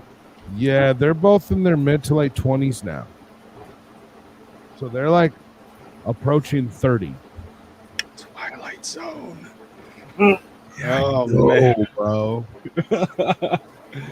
It's like we get like, you know, like we talk about how long we've been in social media and shit. It's like 13 years. Like we say that like it ain't shit, and then, dude, 13 plus people that we've known. Holy shit! That's what I'm saying, dude. They're approaching 30 now. They're a few years from 30. Mm-hmm. Ain't that some fucking craziness? That is insane. Mm-hmm. Like when I started on, well, you know, also like when I started, you know, on YouTube and shit, like Connor wasn't around. You know, my ex was pregnant with Elizabeth. when I first started YouTube. Mhm. And now now all of my girls are like jumping on TikTok and shit. And they don't need parental permission to do it. They can just do it on their own now. Damn. Uh-huh. TikTok is a creepy place, though. Dude, my oldest Roxy's all tripped out now because her niece, her first niece, Mhm. has now been given permission to Snapchat, and she's like, "Oh no!" And I'm like, "Yeah, she is growing up. She's Dude, going to high school, so." Tori came downstairs and she recorded a TikTok in front of me. She's like, I wanted to do this because I thought you might appreciate this. And she recreates the scene from South Park where they're from the South Park movie where they're cussing in school for the first time. Oh, yeah. It was like, what? What's wrong? It doesn't hurt anybody. Fuck, fuckity, fuck, fuck, fuck. Nice. Like that whole scene. And I'm sitting there and I'm lip syncing along with her in the background of her fucking TikTok.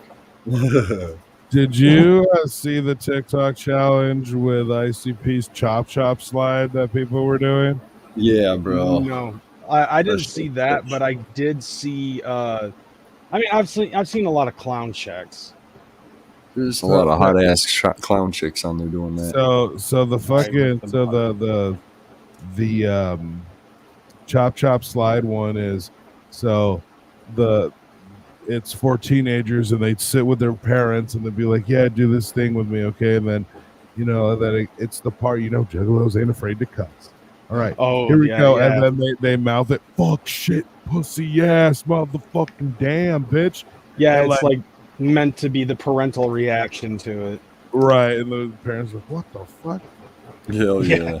Okay, yeah, I have seen a couple of those. I see the little tiny ass girl doing that, and her dad's like, what the fuck? I like parental reactions to WAP. Oh my god, yeah. That's funny. Certified freak. 7 days a week. Wet ass pussy. Make that pull out game weak. I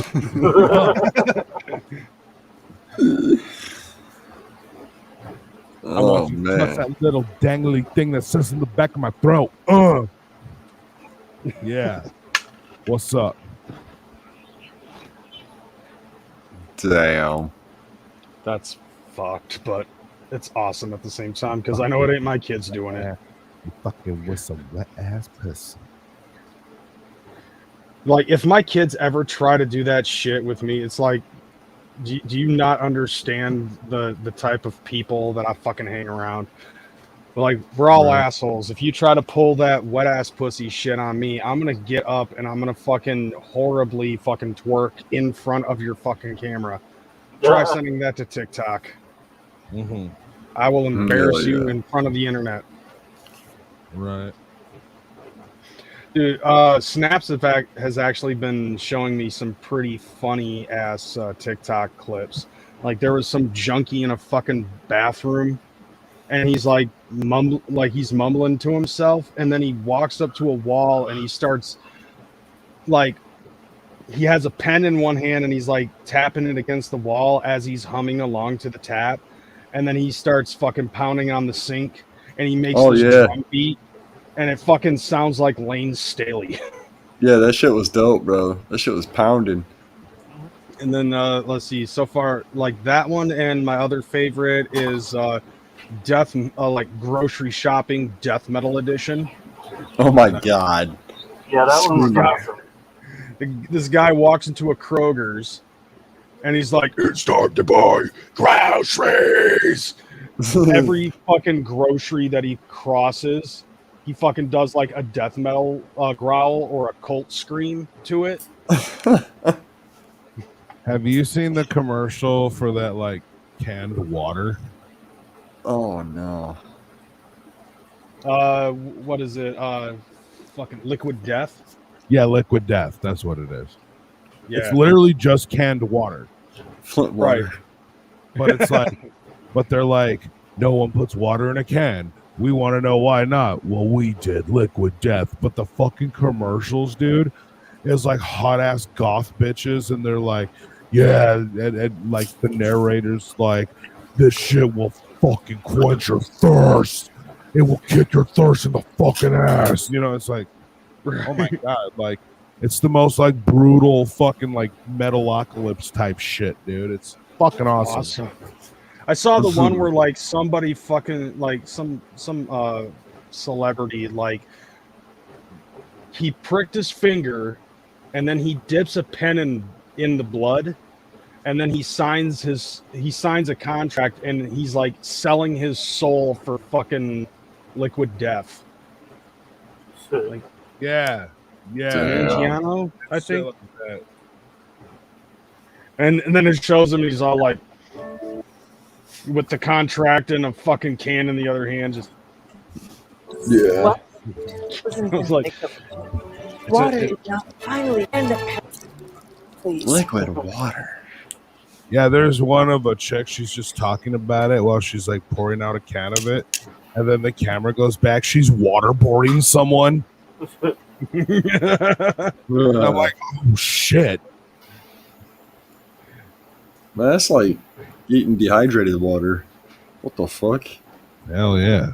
check out Scully's fucking avatar, CPN.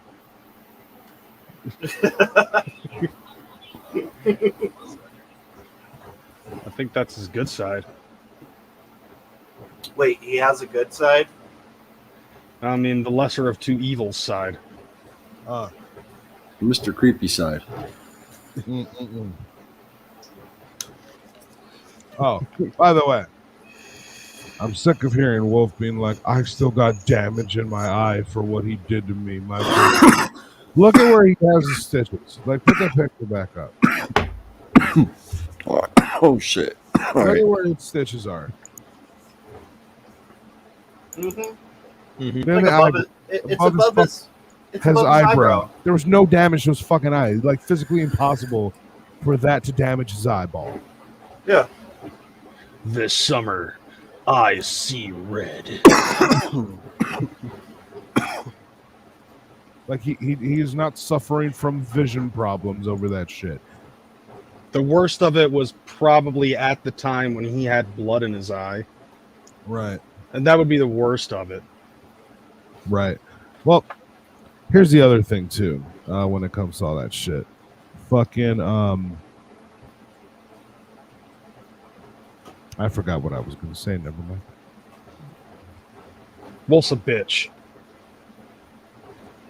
Yeah. Yep. But he seems he's one of those, dude. He's definitely one of those people. Oh shit, there it is. Because we dealt with this with him when we were cool with him, where he'll just like look at a situation and like he'll know he could spin it to a certain way because it looks that way, right? Like he tried to tell me one time because he was like starting fights with somebody on Facebook and screaming Juggalo as he was doing it. And we're like, dude, like, what the fuck? And you're going to, like, get us involved in shit we don't want to be involved in, blah, blah, blah. And so to try to counter it, he said that he has heard from very reliable sources that Magic Ninja is actively looking for him because they got the copy of his license plate when I went to Magic Ninja in his car. So they're going to be looking for the license plate, and they're going to be looking for this and looking for this, and they're actively pursuing him. And they're going to hurt him and his kids. And his baby mama is driving around, you know, with the kids in his car, and then some Magic Ninja hitters are around, and they're like, that's the car with that license plate. Let's go. Which that doesn't work that way. Like, motherfuckers ain't rolling around with, like, is that the license plate that I have? Like, let me pull this out real quick. And see what's up. Oh, that is the license plate. But either way, he tried doing this whole like, and it was because of me, and I put his kids in danger, and all this other stuff. What he forgot is that he actually worked security at a Magic Ninja event like weeks prior to him making this fucking claim. Right. Yeah. And I was like, if Magic Ninja's looking for you, all they had to do was look at an event that you had to sit there and actually talk to some of the people putting it on because, you know, there was that. Like he literally had to have a meeting with them. Like Twisted wasn't there at it, but like with some dude. I think I was there. It was Mike Winiger and fucking Dustin. Yeah. And they were just like, "Oh, we just want to make sure you don't start shit."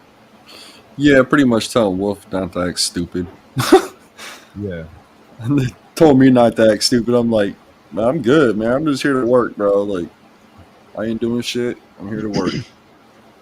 Right. Dude, that picture of that Scully is putting up on as his avatar of Wolf with blood coming out of his fucking gourd literally looks like a fucking don't drink and drive ad. Right. Hell yeah. It's awesome. In response to the Wolfie avatar, I remember my first time. Oh my god. What the fuck? Let's see. Man.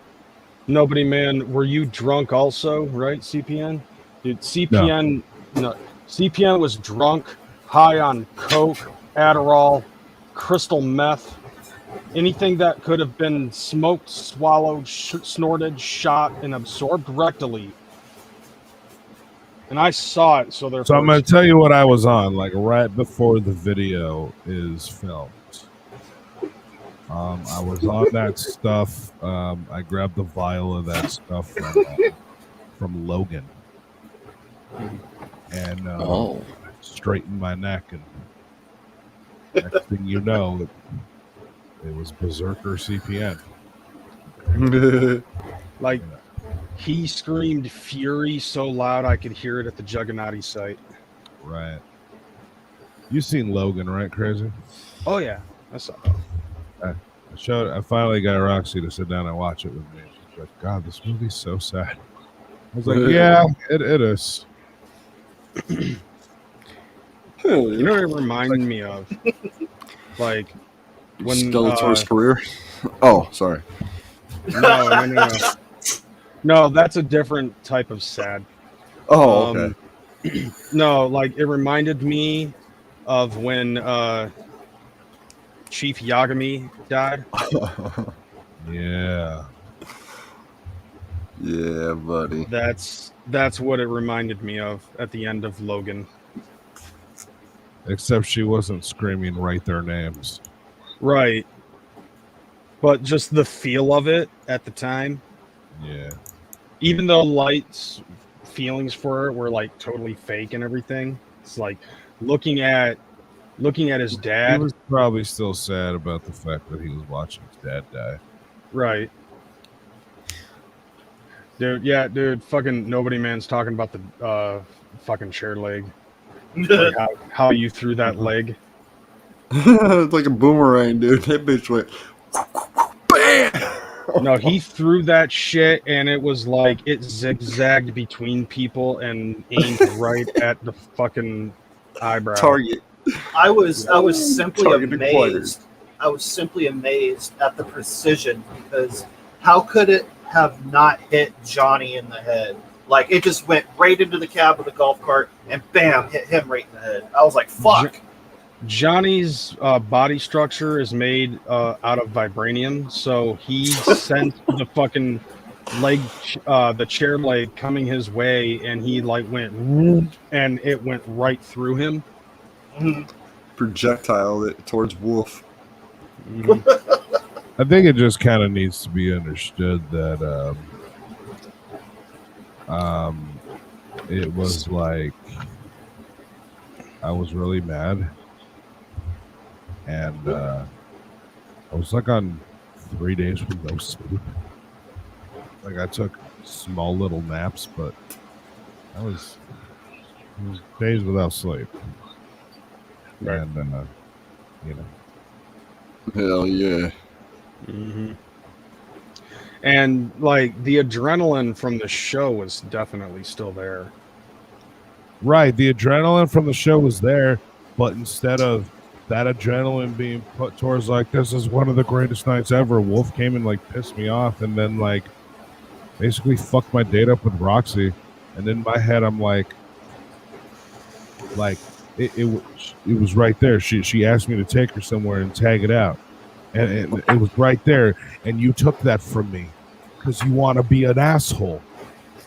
I'll kill you, bro. Like no, dude. Like it's like, but he had no right to act the way he did, you know. But I will say this: I put the blame on 3 people. Myself for acting the way I did.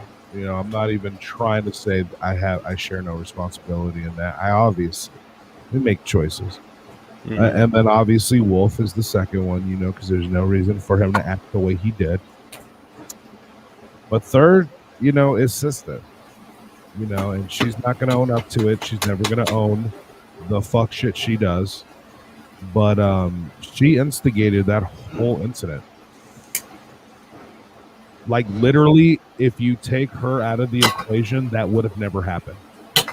Like, literally, if you take that night, the way that night went down, if Sister had just said, I'm going back to camp and I'm just going to chill, and what everybody else does is none of my fucking business, that whole incident would have never went down. But she's the one that instigated that shit. Like, basically, you know, Wolf, don't let him have the golf cart. Whatever you do, don't. And blah, blah, blah, and all this other stuff. And you need to stand up to him, and you need to do this, and you need to do this. Like, literally in his ear, like, on some shit. And it was like, okay. You know, I remember after the ICP event, and you came in just full of adrenaline, and, like, you were hype as fuck. And I remember, you know, her trying to be like, CPN, come here, we need to tell you something. You're like, no, I need to fucking walk and go. She turned to me and she's like, Kreyz, do you think CPN's on anything right now? And I said, I don't think so. Like, I hate to say it, but it's like, you're asking me as if I'm holding his fucking pocket the entire fucking gathering. I didn't say that out loud. That's what Skelly does to me. But, like, the thing is like, I'm not following Child's Play Ninja around. Like, CPN is doing jug shit. I'm chilling. I'm doing my own thing. CPN's doing his own thing. I'm not going to fucking follow you around to see every little thing that you're doing. It's like, we're friends. I'm not a fanboy. So, right. As far as I was concerned, I didn't know. Could have been.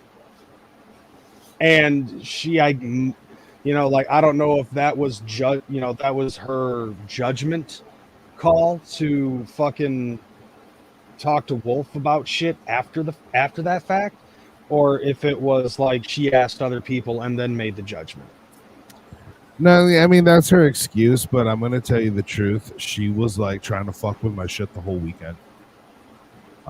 Like, when I look back at the whole weekend, like, she was trying to like get me out of that cart as many fucking times as possible, you know, to the point where I went to go pick up D Lyrical so we could do the fucking barbecue because he has to bring all the ribs and everything. And I go to step in and she starts yelling, the cart's out of gas, the cart's out of gas, the cart's out of gas. And I'm like, well, what the fuck are you talking about? And I remembered, like, we had just drove up to the camp because I went and got all the stuff for the barbecue. And I was like, it's not out of gas. Like, I'm like, what the fuck are you? No, it's not. But she wouldn't allow me to check to see if there was gas in it. So finally, I got the fucking keys and was able to, like, turn it on and check. I was like, it's over a quarter tank. What are you talking about? It's out of gas.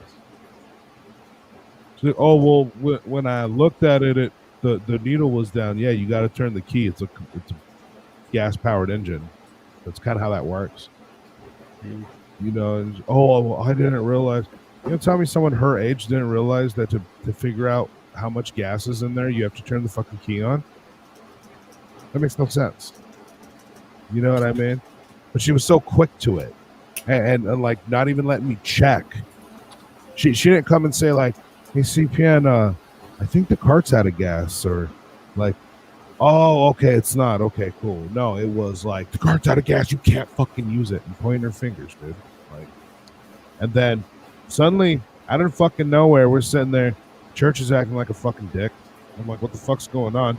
Come to find out later, because she's the one who fucking told me. She fucking pulled Church aside and told Church I was talking shit about him. And I wasn't. I was like, the fuck? Mm-hmm. She was just on bullshit, bro. She was on bullshit the whole fucking gathering, dude. Well, yeah. Fucking A, man. That, kind of back to what we was originally talking about with the Skelly shit. There's been, like I was mentioning earlier before you came on CPN, like this shit's been going on for a long time, and I've noticed it through like new people trying to come up in YouTube, trying to start new channels and shit, and people like Skeletor and some of the Bender boys going in and fucking trolling these people till they just don't make any more videos. You know what I mean? Doggo. And I'm like, we need to like bring people up. That's what we're supposed to be doing with each other, is helping each other out and bringing each other up, not fucking pushing each other down. I think that's fucked up. Yeah, I mean, like, as far as I was concerned, I felt like that was what we were doing at the beginning. Yeah, when the Juggernaut was initially formed. However, it grew really fucking fast to a point where a lot of people were confused about what the fuck it was that we were doing. And then we end up getting a couple of people that, instead of being on that same tip, decided to take advantage of it. I'll put it to you this way: when it comes to all that, Max got this really hardcore false sense that he was like some boss leader and shit, and like thought he had all these people under his command. Mm-hmm. You know, he used to fucking tell me, you know, oh, like, these people will do whatever I fucking ask them to do, blah blah blah. And I'm like, if they didn't do it, then it wasn't worth his time to even acknowledge them at that point. Right. And it's like, oh, if somebody doesn't listen to me, like, I'll tell you what, George and Zero did to Max what I did to Twisted. And what many people have told me that my videos is kind of like, it made it okay to say fuck Twisted. It's not like such a taboo thing, you know. Like, oh, this dude's just gonna say fuck Twisted like that, because I wouldn't feel like that. I just don't know how to say it. I feel bad about even feeling that way, you know, because, you know, we rocked with Twisted for how many fucking years, you know. Like, if someone said fuck ICP, it was on. If someone said fuck Twisted, it was on. You know what I mean? So, you know, that's what people have said. Well, like, George and Zero literally made it okay to say fuck Max. You know what I mean? Mm-hmm. And that's the thing. Like, they made it okay. It wasn't me. It was them. And suddenly, there's this group of motherfuckers, and that's why, well, you know, Captain Flannel finally started feeling safe. You know what I mean? And a few other people started feeling safe. So the people that stayed around Max, you know, it was like, okay,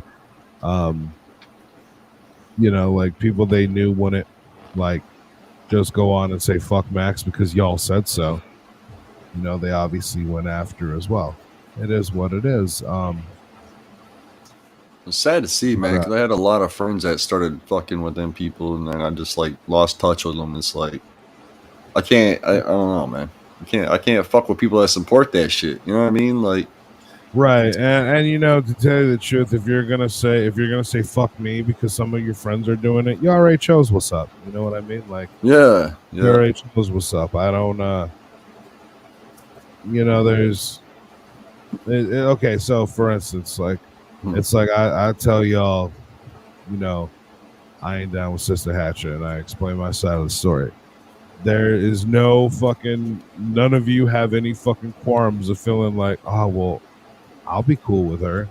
Maybe. Is it okay if I'm cool with her? Nobody even ever asked me that, you know? Is it because safe? It's not an issue. Over there, though, with them, just like, if you can see the way Max and Skelly and all them are acting now, like, oh, well, you can't be cool with people now. You know what I mean? Like, right. And, you know, I just don't play that. I just don't play that shit, bro. Hell no. And on top of that, you got to understand in this world. I'm sorry, Kreyz. You got to understand in this world, like, especially when it comes to Juggalo shit, I don't care what these motherfuckers have to say about it. A lot of people that are gonna be attracted to this shit are the ain't shit motherfuckers from whatever other part of the world they come from. Right. You know, like that's kind of, Juggalos, scrubs, floobs, the fucking, we belong. Oh, you ain't got nowhere else to go? Well, come in here with us. Now because of that, a lot of these motherfuckers just want to be the douchebag cool dude. So the time they get that chance to do so, they're going to fucking overdo it. Right. And that's just the way it's going to fucking work. I mean, you have a lot of people that are just not happy fully in their personal situations, and they find the escapism here, and then as soon as they're like, oh, look, here's all my friends, and here's this, and if, they want to keep people down, because in order to feel elevated, you got to put people down. But the only reason you have to put people down to feel elevated is because you stand very low yourself. So you got to lower people even lower so you can actually feel elevated. Exactly, man. That's fucked up. Like, I hear that. Just work to grow. Don't fucking be a bitch and sit back and try to pull people down. Motherfuckers are lazy, bro. But you want to know something? I'm going to tell you this much. What's the fast and growing Juggalo channel right now? Right now, TPE. Toxic Plague Entertainment. Did they fucking come out? We're going to try to take these people out. We're going to try to do this. We're going to try to do this. No. They were two dudes that looked like the Juggalo version of Dante and Randall. Now you see it now, Crazy. Yes. But anyway, they're two dudes that decided, let's talk about let's just do some fucking streams and talk about Juggalo shit. They titled The Right Things at the Right Fucking Time, which got a bunch of attention, and now suddenly, like, they built a whole fucking community in less than a year. Mm-hmm. Yeah, bro. And they did it without fucking hating on people. Without trying to take any other channels out, without trying to do this, without trying to do this. Look, I'm sorry, but Studio 17's been around for how many fucking years already? And they have how many fucking people working together to make content for that fucking channel? And what? They barely hit the 1,000? Barely? Right. They just hit 1,000 from what I heard. They just hit, and not only that, they just hit 1,000 because TPE helped them out with appearing on that whatever thing. UFCD. The whole let's talk about what our favorite songs are on these two records. I think it's the lamest shit, but that's just me. Yeah. But at the end of the day, they literally, so from what I heard, actually I was told not to repeat that. But I know for a fact that they actually got more attention at the time because TPE was on there. Now, you got to think about that. There's a lot of people who have been doing YouTube shit for the past few years in this fucking Juggalo shit. There's a channel that's been around for years. And you got more attention on that channel and more attention than you guys are used to because two dudes that started this year came on your channel. Mm-hmm. Right. You're obviously doing something wrong. Right. You know what I mean? Like, as far as I'm concerned, the Bender Boys, you know what they are? You know what also starts with the word B? Blue. Ooh, yeah. And yeah. Boy Blue, Bender Boy, same fucking shit, bro. That's all they are. They're a giant group of blues. Right. You know what I mean? Like, yeah, like every single one of them has like one facet of blue. Each one represents something about blue. If Blue split his personality and each piece of his personality like grew into another person, they would literally create the Bender Boys. Right. Yeah. Like, fairly obvious that the E-beggar in blue, that's definitely fucking Blake. It's not just Blake. Fucking even Siznak was e-begging, bro. I heard about that. Yeah, dude. I Fucking heard about Siznak that. was e-begging, dude, and all this other shit. Fuck, dude. Lord Zero has e-begged me like in DMs before. Like quite literally, like, look, I spent too much money on booze and drugs over the weekend, and I can't pay my light bill, and they're gonna cut my lights off. Can you hook me up? Type shit, bro. Hey, nobody, man. I do have to say this to dispute that claim of yours here. Like, because he said you're not any different. CPN, BB, CPN, riding TPE nuts is riding TPE nuts. Like, we're not riding. Like, I know for a fact that I'm not riding nuts. Like, I'm giving him props, and I know he is too. Like, well, let me. Yeah, I gave them props, and here's the thing.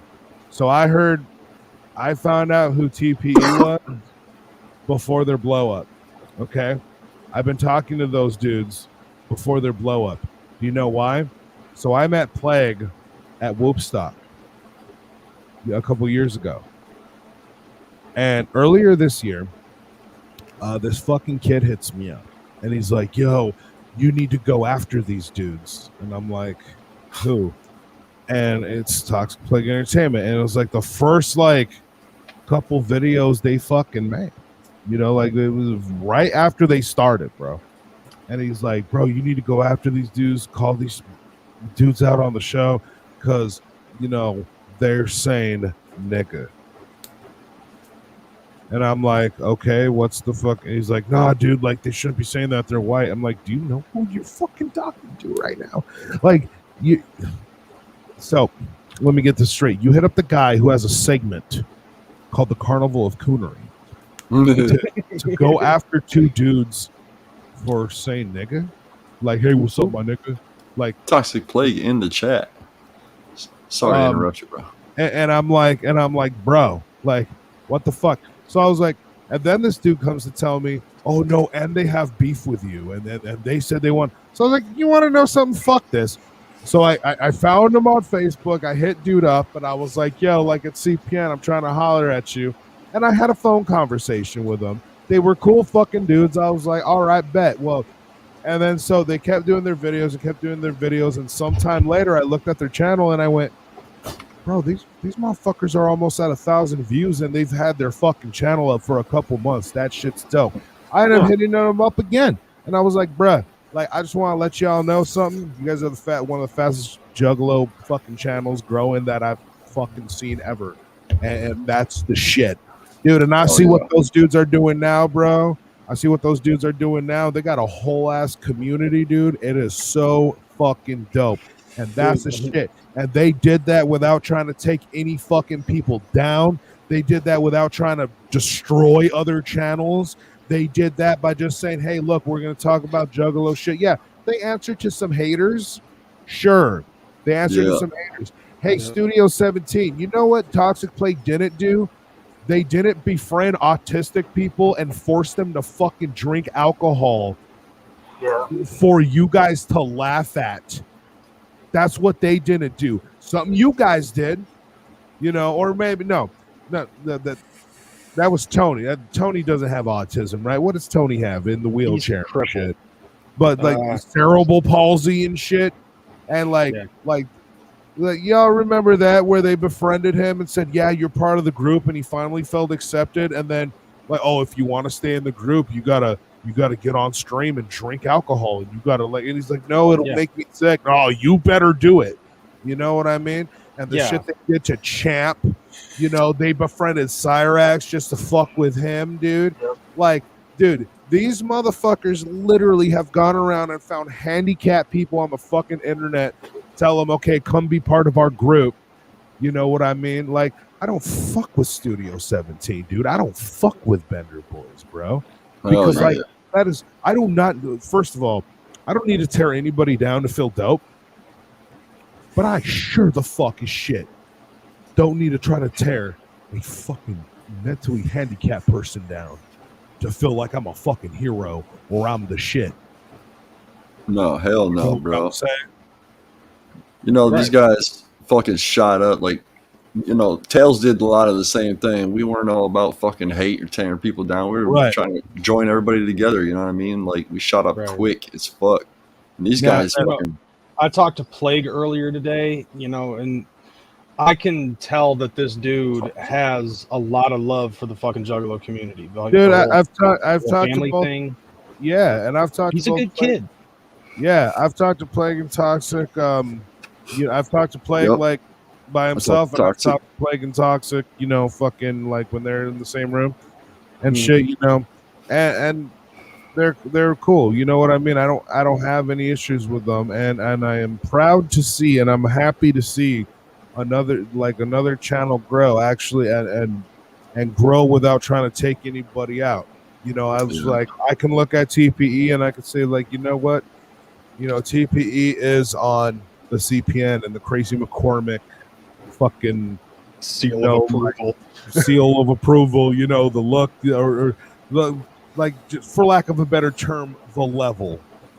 You know what I mean? You know, like they can't. Toxic Plague Entertainment can in fact beef. I'll put it that right. And beef, bro. Like we can in fact beef. It is what it is, bro. You know, but these other, you know, like to attack fucking people who are physically or mentally handicapped, taking advantage of I don't know how you feel about this, but like I looked at Slayer when Slayer popped onto the scene. Like I kind of looked at him like Slayer is a god. I don't care what that is. Like to me, I looked at it as like this dude is somehow mentally deficient and they're kind of taking advantage of it. Hell yeah, bro. That's how I felt. Dude, Slayer is so here's the thing. Like the thing about Slayer though, Slayer pisses everybody off. Nobody's ever been able to control him. You know what I mean? And so because of that, he doesn't give a fuck, dude. And he like Slayer's gone in, like he'll one day be like CPN and blah blah blah, and CPN ain't shit, blah blah blah. And then he'll go and tell all the better boys on the street you want to know something. They're like, hey Slayer, what do you think? CPN's a piece of shit, right? Actually, no, he's not. He is your fucking god. And he's like, and he'll start, and then they'll get pissed about it, right? Like it's fucking funny, dude. Now, from what I've understood from I think KJ, like KJ's kicked it with him in real life. I think it was KJ who's kicked it with him in real life, and he's like, yeah, Slayer's like really not like that in real life. It's like he's really smart. Yeah. Right. But man, like the crazy shit Slayer says, dude, kills me, bro. Like that's why every time, like I'm like, Slayer, just come after me, just come after my woman, just come after the things I care about. I want to get slayered. You know what I mean? Yeah. It does, and I'm like, Slayer, I love you. You know what I mean? Like that shit's great to me. Okay, well then in that Slayer's case, entertainment. If you can look at Slayer as entertainment, then you can have a great time with Slayer. Okay. You know what I mean? Well, then I will retract what I said. If it like, because it got to a point with me where like I couldn't tell if the shit was kayfabe or not, and I'm like, fuck this, and I stopped. I stopped like cold turkey, fucking putting any attention on him. Hell yeah. So, hey, yeah. So, but really quick. So nobody, man. Since you know, I looked over and I'm like, oh shit, Talking Plague's actually in the chat. That's dope. Yeah. But CPN and Kreyz were some of the first to give us love. Hey, yeah. So nobody, man, take that whole you guys jumped on their dicks when you started seeing them get fucking attention, and shove that concept up your fucking ass, bro. You know what I mean? They know for a fact, and guess what? Every other fucking group out there and stuff knows for a fucking fact that like a lot when people had 200 subscribers, when people had 300 subscribers, when people, you know, blah blah blah, people like myself and Crazy McCormick and stuff were the ones there going like, hey man, like this is what you're doing right, this is what you're doing wrong, blah blah blah. You know what I've told Toxic Plague? I'm like, you know, the only thing I could say to you is maybe like tighten up your setup with your microphones, and camera and lighting and stuff. But as far as that, you guys fucking, you know the formula. You know what I mean? You know the motherfucking formula, and you're working it. You know, and I like to see motherfuckers do that. You know, I like to watch the formula work. Yeah, I called him on my break. I called Plague on my break today, and he's like, "Yo, did you see what was up with that fucking troll, dude?" I'm like, "Yeah." Although, like, you did lose your cool. That's definitely the reaction that internet trolls are gonna fucking work on. Oh yeah. Yeah, that's so.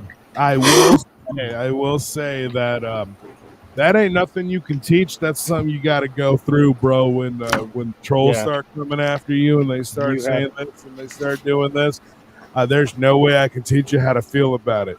It's one of those things where it's like getting your heart broken, bro. You have to go through the shit. You have to go through the shit, come out the other side, man.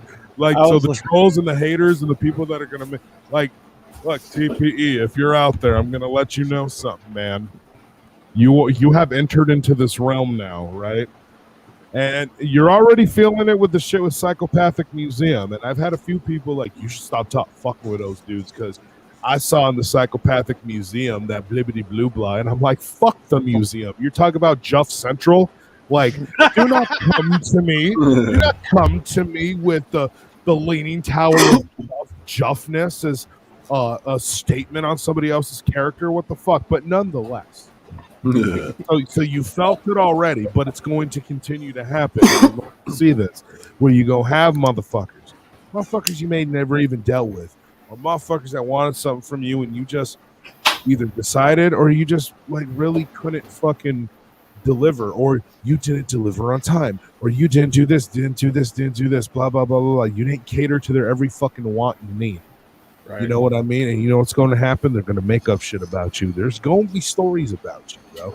And people are going to fucking troll you, and they're going to do this, and they're going to make up shit about you. They do it all the fucking time. And then what they do, the realer you are, the more motherfuckers are going to want to destroy your credibility. Okay?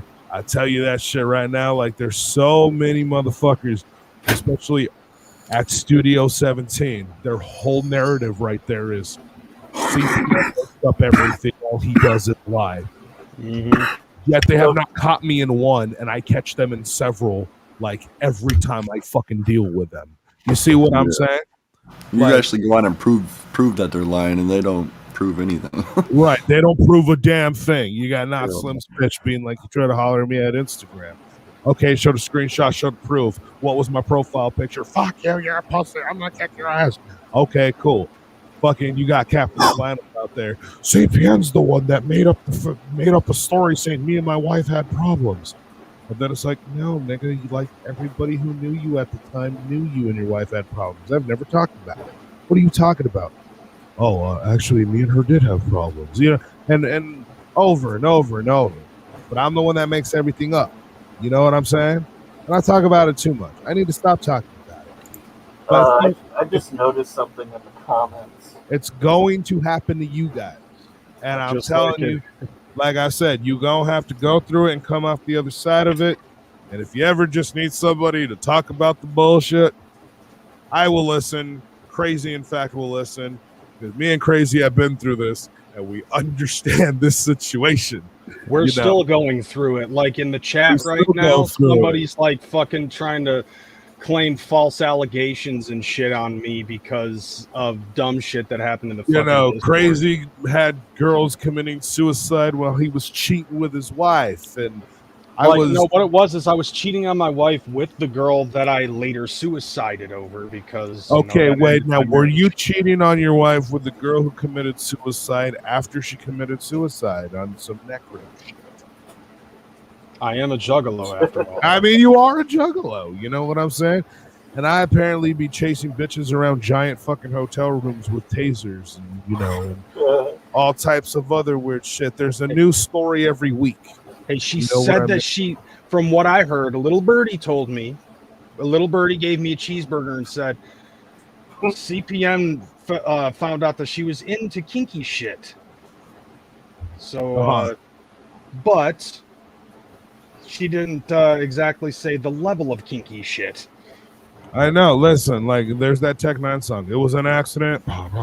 You know, it's just she's like I've kind of fucked up with the level of kinky with my wife because my wife was like, oh yeah, I love when you can just like hold me down and take control, and I'm like, all right, cool. Threw her in the trunk, was trying to oh shit, not that level. Okay, my bad. You know what I mean? Like, okay, can't overstep that boundary now. not throwing a bitch in the goddamn trunk. You know, but what I'm saying, you gonna go through it, and it is. We've been through it. I've been through it. Kreyz's been through it. We still go through it. It is what it is. I'm repeating myself. I have to wake up and go to the office tomorrow, and I have to be at the office at 8 a.m. So I'm going to go to bed. But I thank you guys for having me, and I'm sorry I overtook the show. That's cool, man. I will talk to you guys later. And Toxic Plague, just letting you know, from myself and from Crazy McCormick, I'm not speaking for him, but I'm pretty sure he agrees with this. We can, in fact, beef. Well, welcome to the big kids table, fam.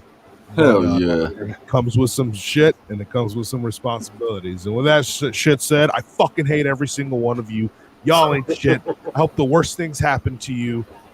Peace out, y'all. Hell yeah. Peace out.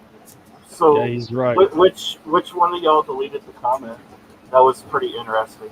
That was not I. TP. I saw it there that for a quick watch. second. Didn't get to read the entire thing. Yeah, I saw that shit. I was just like, yeah, nobody's gonna believe you. Hate to tell you this. Hate to tell you this. Hate to break it to you. Hate to destroy your little heart, but nobody's gonna believe you. I just find that funny. Yeah. So now I think that's two people now that are trying to fucking create separate narratives on my ass, and yeah, That's some Bender boy shit, man. That's petty shit. No, I know who that is. Oh. So like, I just find it fucking hilarious. Yeah, I'm sorry. I'm sorry. Not really, but I'm sorry. Hell yeah, man. Why don't you take it to the mall and fucking cry at Sbarro's about it? Maybe they'll listen to you. Or they just won't care because they're expecting you to give them $7.50 for a pizza. Toxic Play, it's been dope having you in the chat, yo. Hell yeah. I hit up Toxic on Facebook the other day. I'm trying to set something up to get him on Tails, so that'll be dope as fuck. Yo, I fucking the first time that they brought me onto the panel at TPE, like the first thing I just did was like immediately went into like somewhat of a shitlord mode. Hell yeah. I mean, like I was like, the shit that I was saying off the top of my dome, I felt was funny because like CPN is right. Like they do make me think of Dante and Randall from Clerks.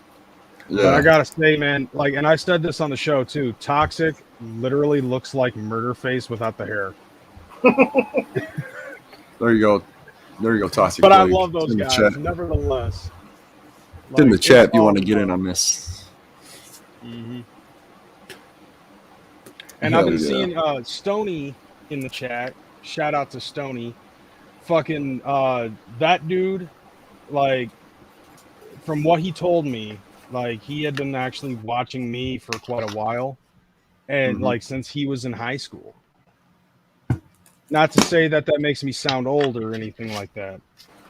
However, I will say this: I actually looked at it like, okay, he's been watching me since pretty much the inception of Crazy McCormick on YouTube, and now he is on TPE, and Toxic and Plague are hooking him up with getting his name and face out there. Yeah. That's dope. Stoney wants to know if it's an open panel too. Yeah, man, you can come in, Stony. Yeah. I've actually been on here a lot longer than I wanted to be. But at the same time, I've also been trying to fucking work this setup because I found out what my problem was with my computer. Oh shit. Yeah, like I didn't go live on my gaming channel yesterday because like every time I tried to open up Streamlabs and put it on the proper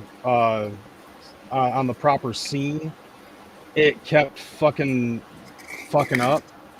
So I talked to 23, and 23 was like, "Here, download this C cleaner, download this uninstaller, and see if that works." I'm like, "All right, bet." So I do that shit. Still doesn't work. So I did what anybody who's trying to fucking find information on whatever does, and I went to Google. Yeah. You know what I'm saying? Yeah. You know, so unlike Wolf figuring out how to do a litigation, I actually found the answer to my problem. It turns out that the stop codes that I was getting in the blue screen of death actually had to do with the drivers, like the video card driver. Mm-hmm. Yeah. And so I realized what the problem was. Maybe updated? No, like the fucking what are they? The scene collections? Yeah. I had like one thing that had all the scene collections for all the systems, and it was overdoing the video card. So the video card was getting harshed. Huh. So instead of having all of the shit on one scene collection, I'm creating multiple scene collections. So it's like, okay, this one's going to be for like the first generation, second generation, third generation, shit like that. Yeah. You know, so like I'll fucking do up that. And so far I've been working on redoing the scenes for my shit, and they're working as of right now. I haven't gotten crashed or nothing. So once I get that all taken care of, and once I fix everything, should be smooth sailing for live streaming gameplay from here on out. That's good. Yeah, I'm happy about that. Hell yeah. Any what kind of webcam are you using, Kreyz? Logitech. I think it's the same one I got, probably. The 922. I think. It's CS one of those 922. Yeah. I know it's one of those two, but I'm not exactly sure which one. Spooky Tuesday wants to know what's going on. They missed out. Oh shit. Oh man. Big long list of shit we're talking about here. We're talking about Skeletor being on some bitch shit, and Wolf doing some fuck shit. Wolf said that I cheated on my wife and fucking apparently led a girl to suicide.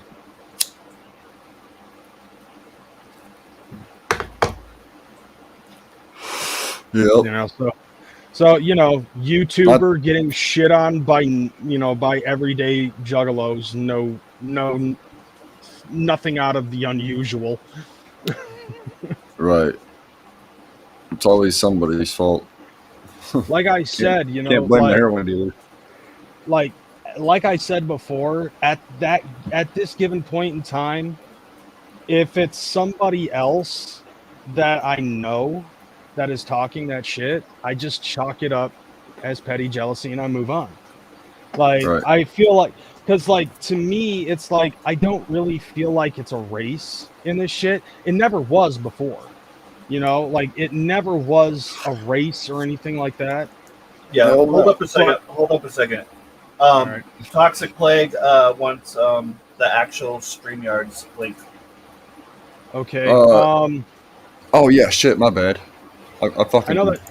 I was think dumb. Stoney wants one too. Mm-hmm. Yep. Yeah. There it is. I put the fucking wrong link in there. I'll be right back. Hell yeah. That's what's up. So Yeah, I mean that's what I'm chalking it up to at this point. Because like I said before, like when I first started, it wasn't even a race or anything like that. It wasn't like I'm gonna try to make it to become like the top YouTuber in the Juggalo community or anything like that. It was all about having fun. Hell yeah. That to me was what made it fresh.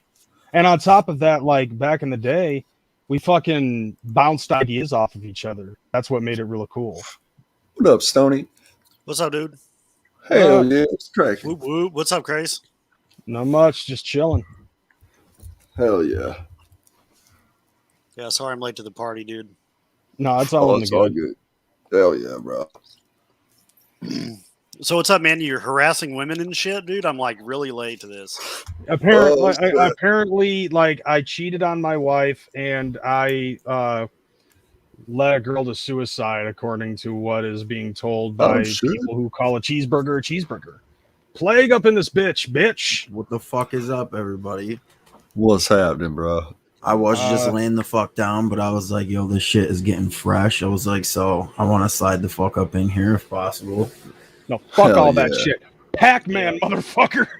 Dude, straight up. I haven't played this shit in fucking forever either. Like all these fucking games around here, there's like 9 of them.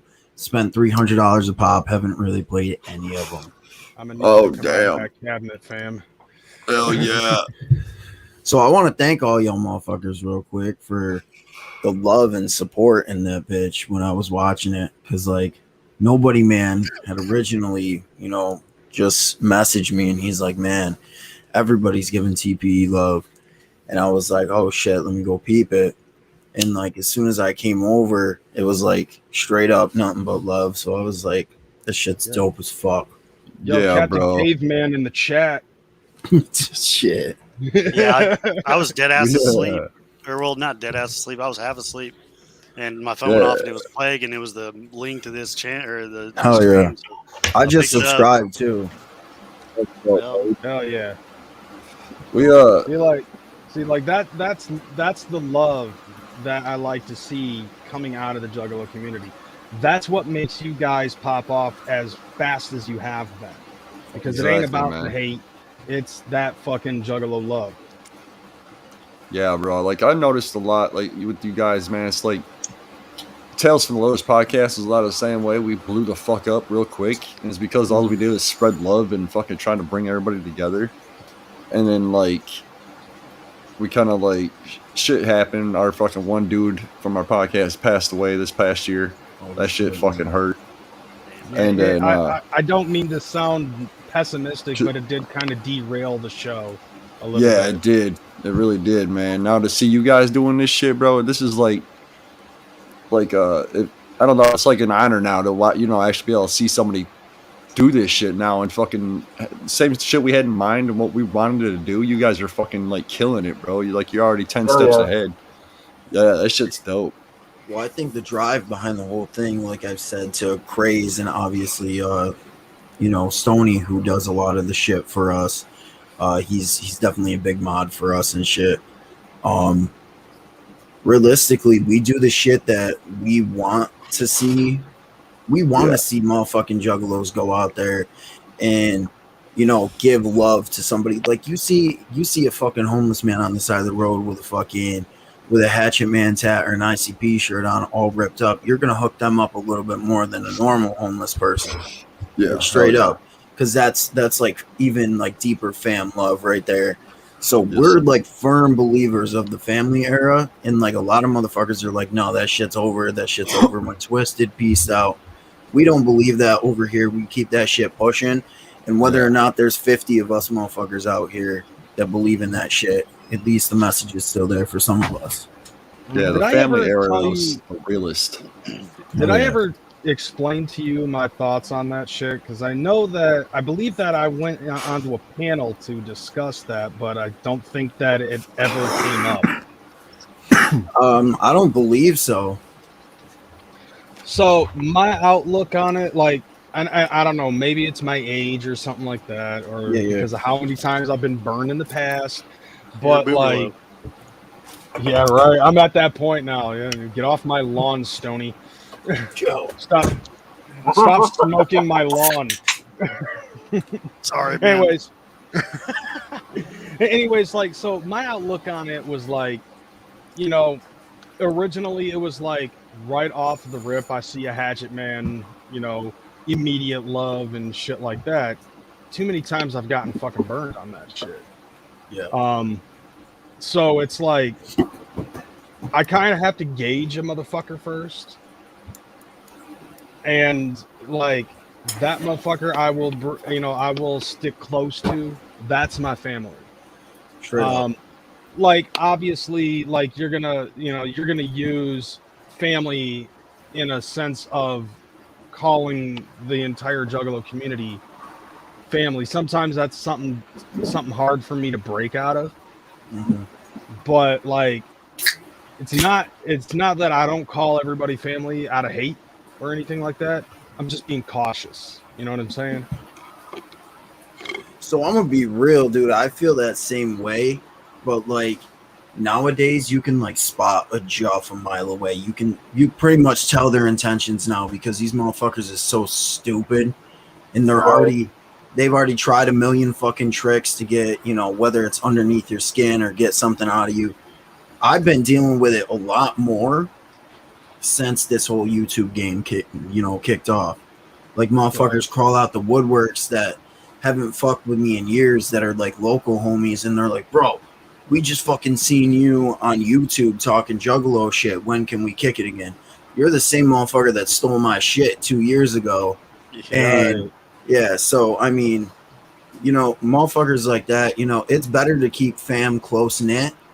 You know, there's a difference, and you know, nowadays it sucks that I'm gonna say this, and some of y'all might have an issue with it. But now there's a difference between fam and there's a difference between juggalos, if you will. You know what I'm saying? Like there's Juggalo fam, and then there's juggalos that is only down for themselves. Yeah, like dude, we used to call them family kids. Like straight up. Like, well, I mean, maybe not those exact people, but yeah, there are a lot of people that are in it for number one and don't care about what you're doing to rise yourself. What can you do to rise them? And it's like, no, you don't act that way.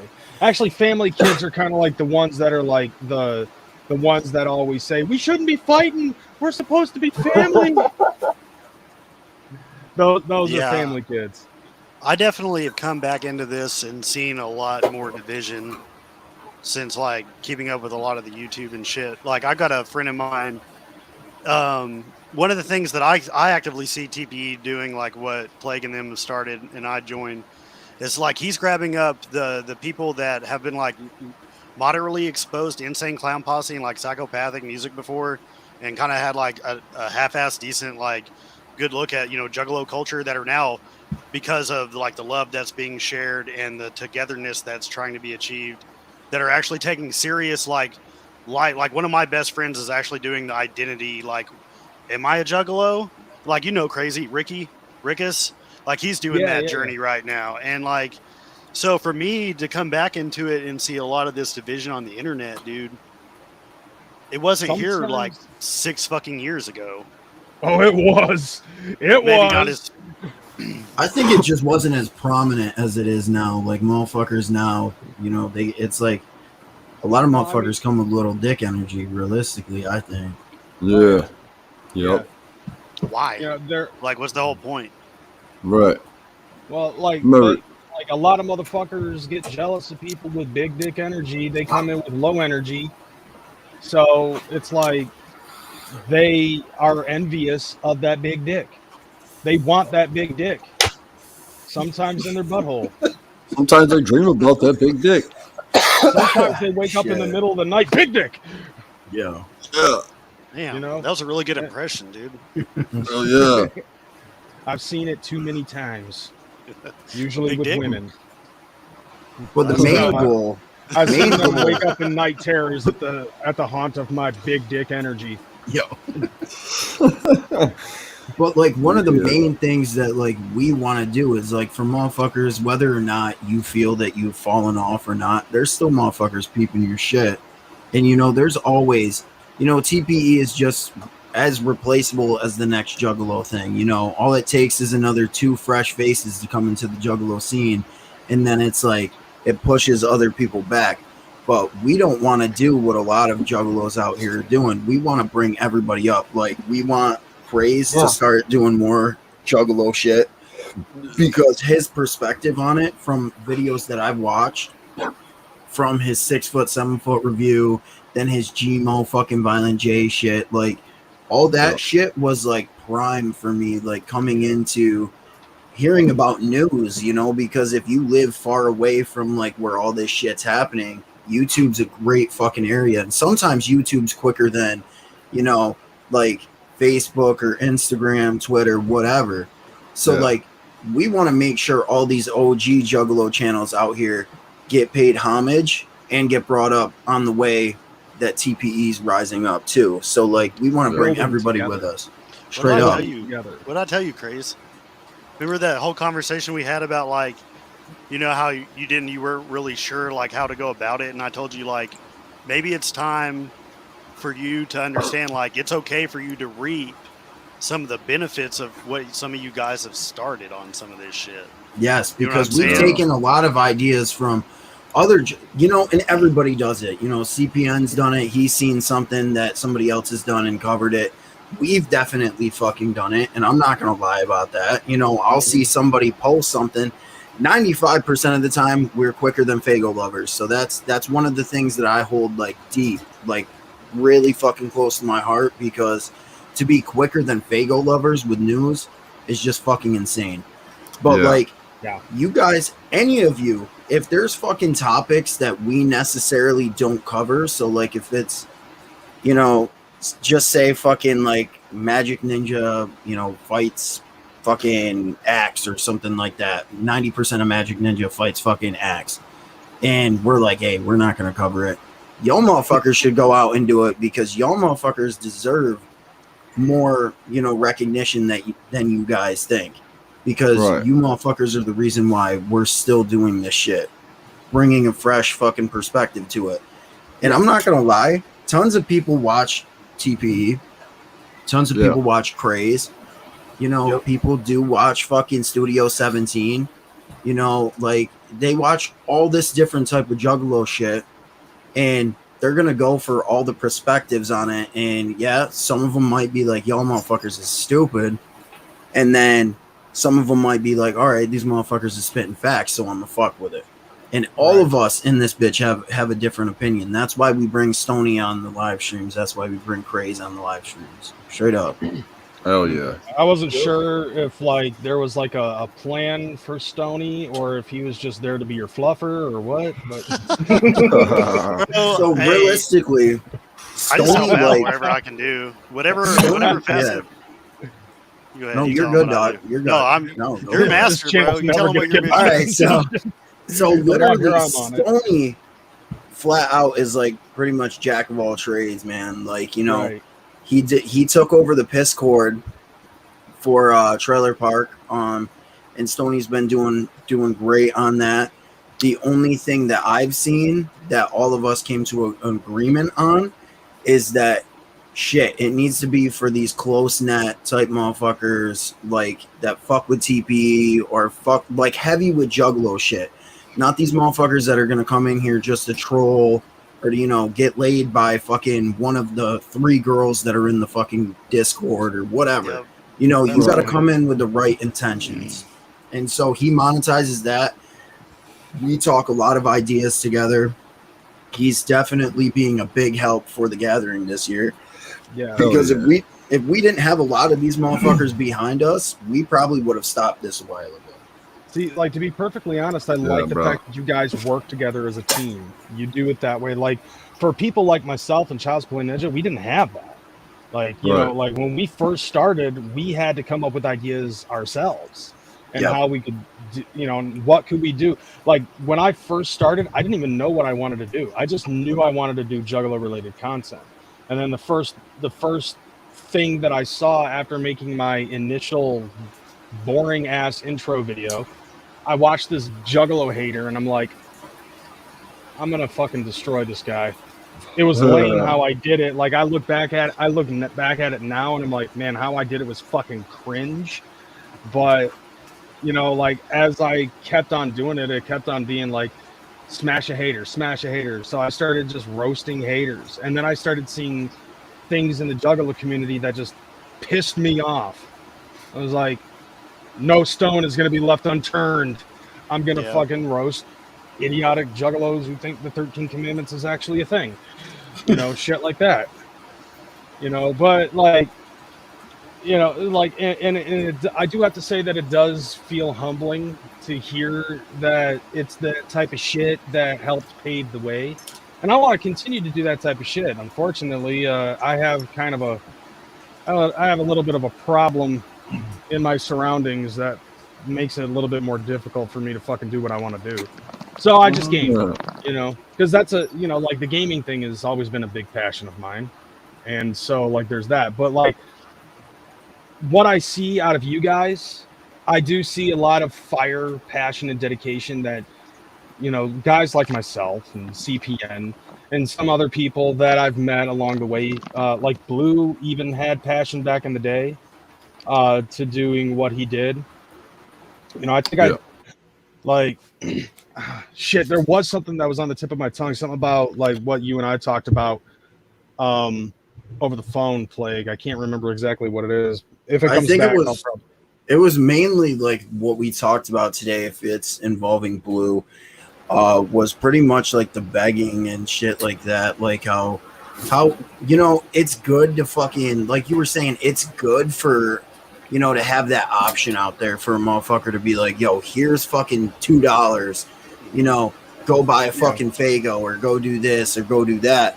And, you know, that's why what we do and how we do so good just in the super chat area alone is because we leave that option out there. We're spitting our version of what we feel is right, or we're bringing all this fresh news to motherfuckers that don't have other social media. So it's just an option out there instead of shoving it down somebody's throat, being like, hey, I need a pack of cigarettes. Hey, I need a fucking Pepsi today. Oh, I need deodorant. And, you know, it's just shit like that that makes you like next level, like scrub, that you're sitting there pretty much, please, sir, can I have some more type shit? Right. Like, you know, I mean, so I wasn't thinking about that, but there was like something else. I don't know. Like I said, if it comes back, like right now, I'm a little scatterbrained because like my mind's on other shit. Toxic video games. Yeah. I like as I'm working on Streamlabs to fucking do this shit, and I'm like, Kirby's Adventure. I kind of want to play Kirby's Adventure. Kirby's. Kind of. I'm still on Final Fantasy 6. But like seeing what I did in the, you know, what I and a lot of other people in the past have done, and knowing that, you know, people like you know, like Stoney's told me that he used to watch me back in high school. Yeah. Right outside of high school, like right outside of it, yeah. Right. And you know, and then you said that you've watched my shit in the past, and seeing the type of shit that I've done and building on top of that to create your own shit is pretty much the same thing that we did back in the day with Psychopathic. So like we would basically take a look at the stuff that we learned directly from the clowns and put that in there, put that into our content. And then, you know, so it's like second, third generation of Juggalos here in the YouTube Juggalo community. Nobody Man says, Stony Low, can we get a oh yeah? Oh yeah. Fucking God, dude. My roommate's yeah. But straight up, it's 2 o'clock. It's exactly tickling. I will say all that. fucking so accurate what you guys just say. Like, you just got to build off the shit that you've seen and put your own spin on it, because if you don't do that, you're just regurgitating the same shit that somebody else did. And yes, we bring a lot of comedic fucking shit into it, especially when it's a fucking open panel type deal. And I bust Toxic's balls all the time. And I do remind him after we're done with the stream, hey, I'm just joking. These aren't like, I don't You give fucking him a- hate you or, whatever. You So, give him a hug and rub his butt. I mean, maybe in the front piece, not the back piece. Right. But a real friend does both at the same time. Get that Dutch rudder action. Yeah. Reach around. Yeah. Yeah, man, you guys are definitely fucking definitely killing it, bro. And we're just like, it's good to have entertainment where you're trying to entertain at the same time. You know what I mean? It's like, that's dope. It's fucking great to see actual entertainment out there. To build while you help build others. Yeah, is 100%. fascinating, and that is the type of shit that needs to be in this community. I remember now what I just said, because I told you, Plague, having you guys come up on here with all of the bullshit and the fuckery that's going on in the Juggalo community on YouTube, you guys are a breath of fresh air. You guys are informative. You guys are entertaining. 100%. I totally understand why it is that you have the fan base that you have. Right. Yeah. So, I see that shit. And I can't fucking like even I can't fucking beef with that. You know what I'm saying? I know it. That's the shit, dude. Not to keep talking about ourselves and shit like that, but me personally, I'm not gonna lie. In Toxic will tell anybody this flat out. I literally came up with this idea like spur of the moment. I fucking was working overnights at Walmart, and dude, it's fucking bullshit there. You ain't got shit to do, so you're just in your fucking head all the time. And I was like, listen, all this bullshit going on with Juggalos now, and Juggalos fucking, making riffs and shit like that, and beefing over this or beefing over that. Maybe we should just bring like some sort of positivity into it. And that's like why I took my beliefs of the family era still existing and brought it to YouTube. Because I'm not gonna lie, when I was coming up on the scene, dude, I was like 8, about to turn 9 years old, heard chicken hunting for the first fucking time, went out, bought Riddle Box. I peeped Cemetery Girl. That shit scared the fuck out of me because I'm a kid. So I and I couldn't stop listening to the shit. But as I got older, Juggalos were just, Juggalos then versus Juggalos now, there's a completely different type thing. You would get checked. I got jumped 2 different occasions at the age of like 11 years old because I had like the 6 Jokers cards on my shirt, and like 3 Juggalos stopped me at a train track, and they're like, yo, name all 6 Jokers cards on that shirt right now, and we're going to fuck you up. So, like, I literally told them the name of the Jokers card, what year them motherfuckers came out. I was like, do you want all the track listings too, pretty much? And they just got hella pissed because I just made him look like a bitch in front of his friends. And they fucked me up. So I literally took all that bullshit that I went through throughout life, especially being like, as everybody knows, if you're a Juggalo, you're normally an outcast. I necessarily wasn't like outcasted, but it wasn't like I had a huge clique of motherfuckers around me. And bringing this shit to YouTube and seeing everybody's positive, there are haters for us. As CPN said, we have a big beef that still goes on with the museum for no fucking reason. For no reason at this point. And we've tried to reconcile. We've tried to make shit right. One of the dudes bought CDs. We refunded him, and we sent him the CDs just to show some love. And the beef is still going on. So at this point, we're taking the beef as a blessing, because every time they talk about us, whether or not it's positive or negative, motherfuckers is coming to the channel and hitting that subscribe button so they have something. So they have something to talk about with their homies, or to post back in the museum that we're talking shit. And I love the fact that haters bowl of poops all around for them. Hell yeah. Because bulls. Yeah. So like, dude, even on my gaming channel, like Stoney's seen it, where it was like right after, like within the first 5 minutes. All your dislikes?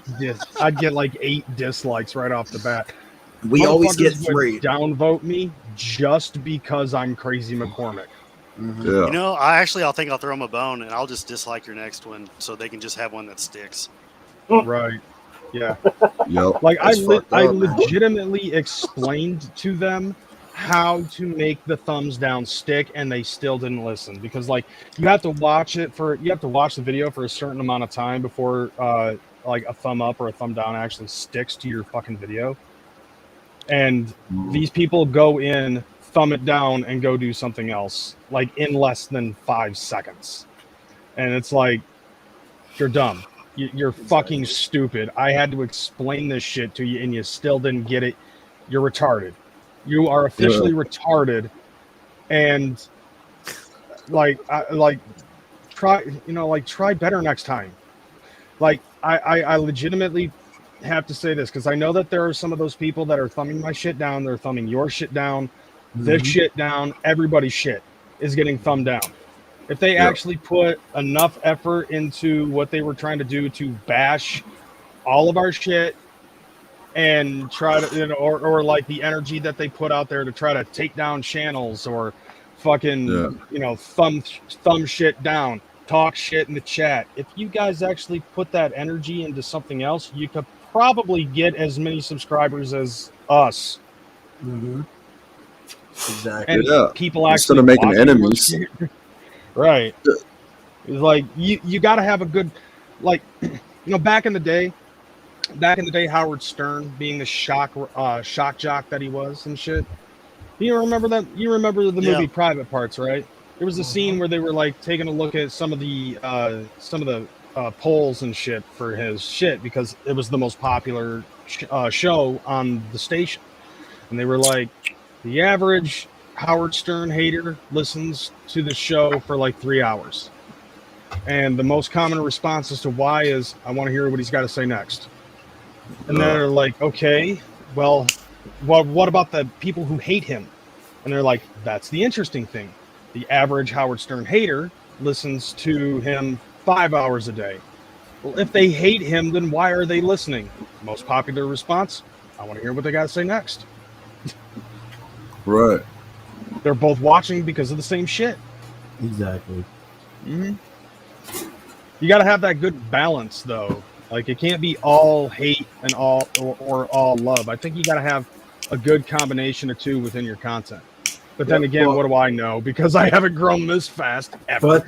But the thing is like what we've noticed, and I'm not even gonna pull any punches here. Literally, I've noticed YouTube is a cesspool of fucking ignorance. It literally is just, you will get 14,000 views in fucking a week, like we did with the monoxide allegation shit that Sugar Slam dropped. And then we dropped that ICP finally gets a little bit more mainstream love. And guarantee you, a negative video for us always does better than a positive one. But the thing is we're not going to make up negative news just to pull in views.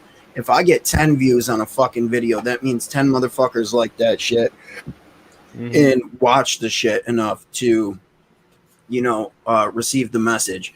But I've definitely noticed in today's society, not to get like political or whatever, negative shit is more appealing to people than the positive shit out there.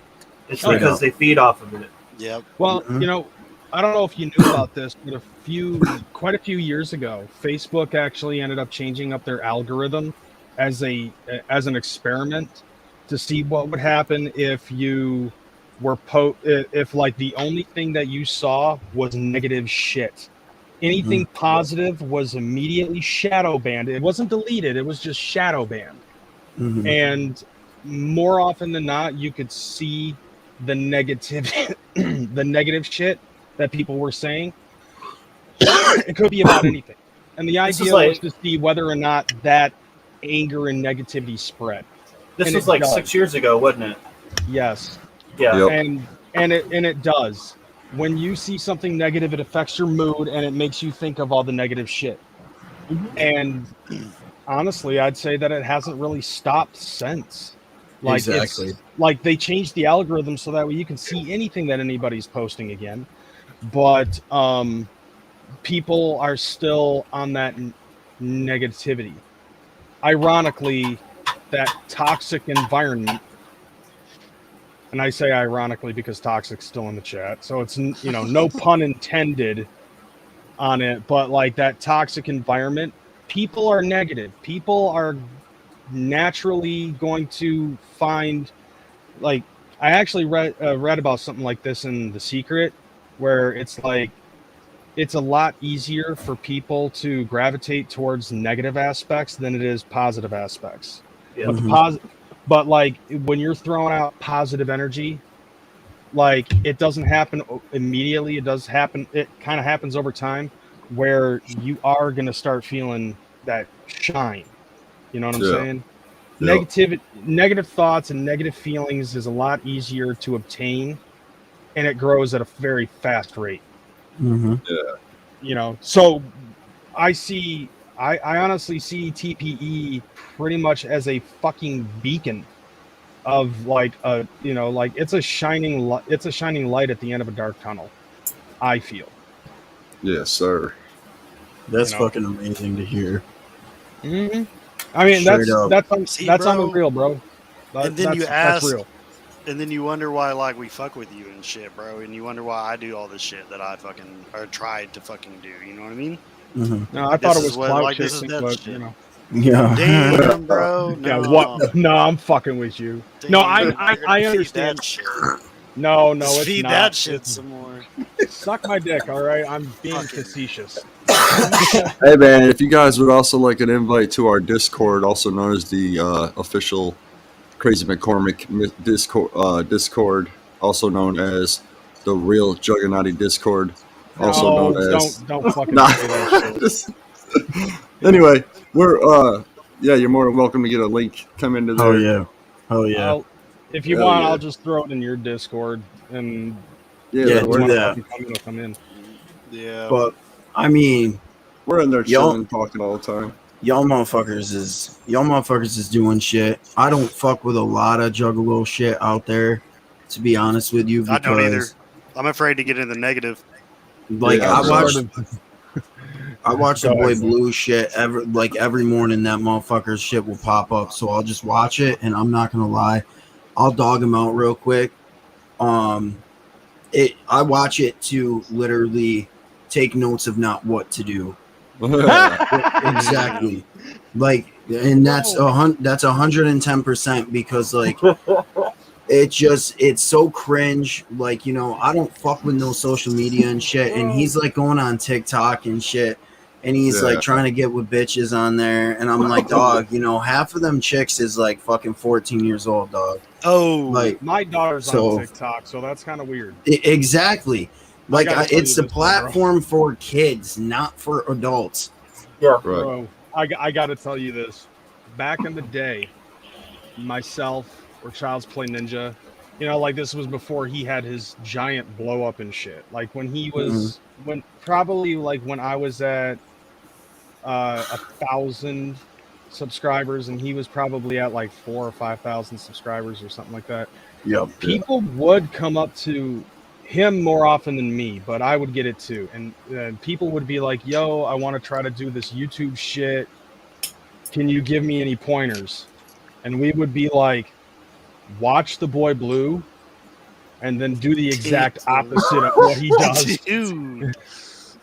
Like Damn. everything that you see the Boy Blue do the exact opposite. I can guarantee you you're going to fucking succeed. Yeah. Yes, sir. And see, he's one of the ones that I remember from back in the day because, like, I do believe that I did some response videos to him at one point, and that was, I guess, before he got real negative. Oh, You yeah. know, so all I gotta say is, Like- boy, if you're watching this, Blue, at one point, thank you for being respectful in our Discord. Though I only had to tell you like 2 times not to do shit. I mean, but the thing is he's always trying to plug his own fucking shit.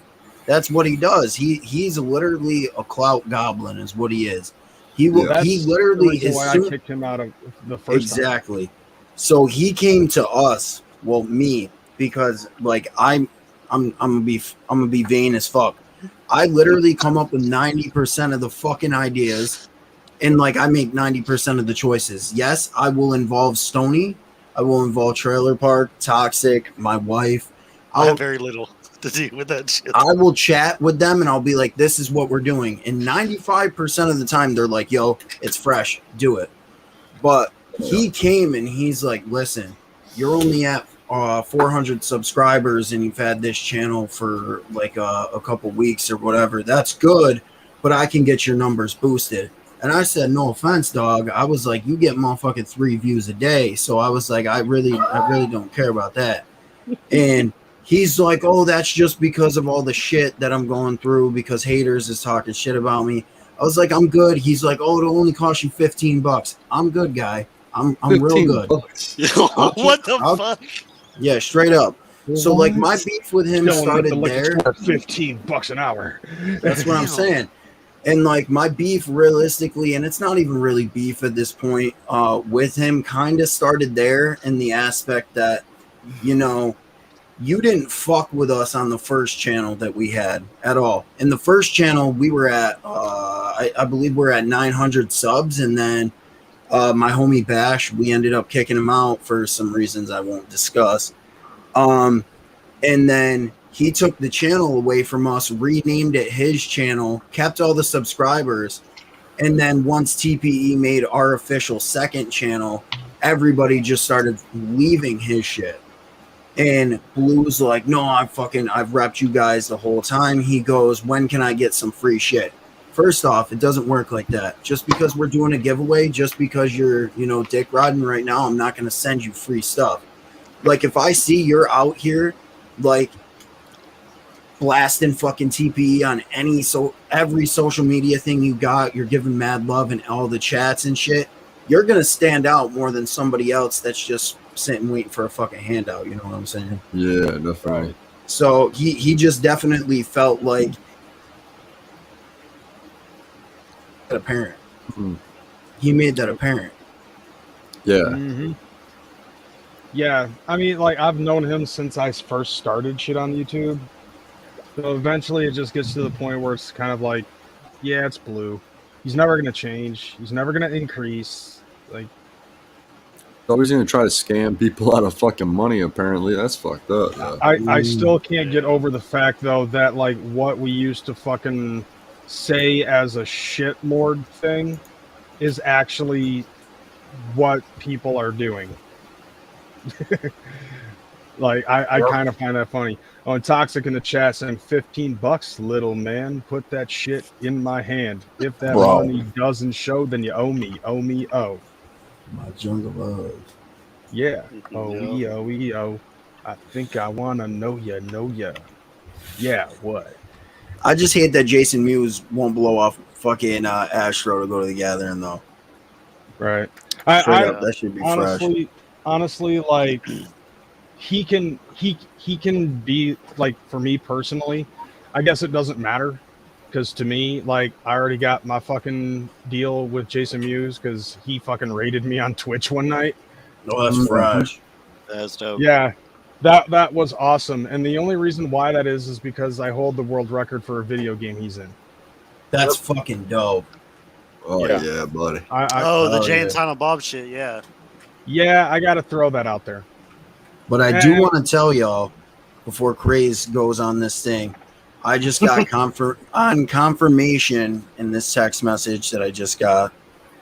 I am literally me and the homie Toxic are going to be dropping huge wig splitting news tomorrow. And this is from somebody we've met, thankfully, from coming up very quickly in the Juggalo community. And this person is an inside person with Psychopathic right now. I can't tell you who it is, but you guys will know tomorrow. I don't know what time, but we will definitely be doing a video on this because I'm geeked as fuck right now. Fuck yeah, bro. Dude. Geeking. Oh yeah. I just did the MTV News sound effects. Hell yeah. Yo, I was trying to point out. Oh, my bad. No, go ahead. I wasn't really saying anything. That Carnival of Carnage jersey you got on, bro. What material is that? Dude, this is an original K1, boy. This is like old. It's like, it looks old. I think it's right after the homie Scully's Jonko came out, because I know those Jonko Malenko boys, especially the fucking, it's not the patchwork, it's like the It's almost like a screen printed patch, and that makes those motherfuckers expensive. They're like $500-600, especially the yellow one or the purple one. Oh yeah. But yeah, this jersey's older than I am, and I bought it from some little old lady on fucking eBay, and I was like, "Are you sure you only want $50 for this?" I was like, "I'll give you $150 right now." She goes, "No, I just got this at a garage sale for $2." So I was like, shit. I was like, that's what I'm saying. She just bought it because she's like, oh, maybe my grandkid would like it. Like, she discussed all these details with me through eBay chat, mind you. And like, she was just dope as fuck. And she's like, yeah, I find ICP stuff all the time. I'm like, so anytime you get it, like favorite my account on fucking eBay and send me a message, and I'll literally, because I'm not one of them Juggalo scalpers out there, scammers that's going to be like, oh, that jersey's only worth $40. If that jersey's worth $500, I'm going to tell you it's worth $500. Then I'm going to tell you how much, I can spend on it. If it's worth $500, I'll give you $400 right now. That's what's up. Oh, yeah. You actually really lucked out on that jersey, though. I mean, you can even ask Kreyz. Like, I recently bought a whole mess of like old ass jerseys, signed ones too. Thousands of dollars recently. So I'm not even gonna lie to you. I think half of my jersey collection right now, I've probably spent. I have 53 jerseys. I took 4 out for the giveaway, for the raffle and cornhole tournament at the Gathering, and I still have 53 left. And I think with the number that I've spent on them, I think it's maybe like $4,000 straight up. Didn't you sell some of them because they were Twizzler shit? Yeah, so I had an original fucking Freak Show jersey with the Hatchet Mans and all that shit, sports rock, so it's OG as fuck. And I had it at me, and he's like, listen, I heard you're getting rid of all your twisted shit.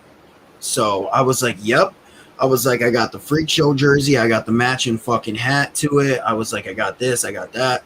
And I just got rid of all of it, because when I heard Outshine on Eastside Ninjas, dog, that shit hurt me, because like I always fucked with Blaze and I had so much love for him, especially during one of the tours he had when him and ROC were performing. He's like, you know what, fuck the beef, we're all family. It's not Magic Ninja, it's not Psychopathic, this is family shit. And then for him to turn around and say some shit like that, it was like he spit in my fucking face. So I was like, fuck all Magic Ninja except for Axe. And I'm straight up, I'm done. I was like, Twisted, keep coming with the petty shit. I was like, yes, ICP has dissed them. But one, I feel Perfect Problem at the beginning of this year, or end of last year, was a blatant fucking diss to me. But they had to keep it kind of low key because they wanted that shit on the fucking radio. Then you got Outshine. That's 2 disses in less than a fucking year. I was like, it's kind of getting too much for me. So I just bounced out, got rid of the shit. And I mean, I got no twisted shit left at all. I mean, I still got some, because like I do have like a t-shirt that I bought from the Chaos and Chronic tour. But like, I also like Cottonmouth Kings. So I gotta take the good with the bad. I remember, I think it was either Halloween in 2018 or it was the Gathering in 2019, and CPN came up to me and he's just like, Kreyz, are you seriously gonna be wearing that fucking shit in my presence? Yeah, like the only twisted shit I have left, and it's 2 things, so I can't say I don't have anything. My wife bought me a Friday the 13th twisted shirt when Continuous Evolutions of Life's Mysteries came out. I kept that because it was a Valentine's Day present from her. Sentimental value. I'm not going to wear the motherfucker. Exactly, sentimental. And then I have the Wizard of the Hood Tom Wood drawing of, Jay, Shaggy, Blaze, fucking, and Twisted on the front of it where they're all dressed up. And Wizard of the Hood is one of my favorite fucking albums in all Psychopathic discography.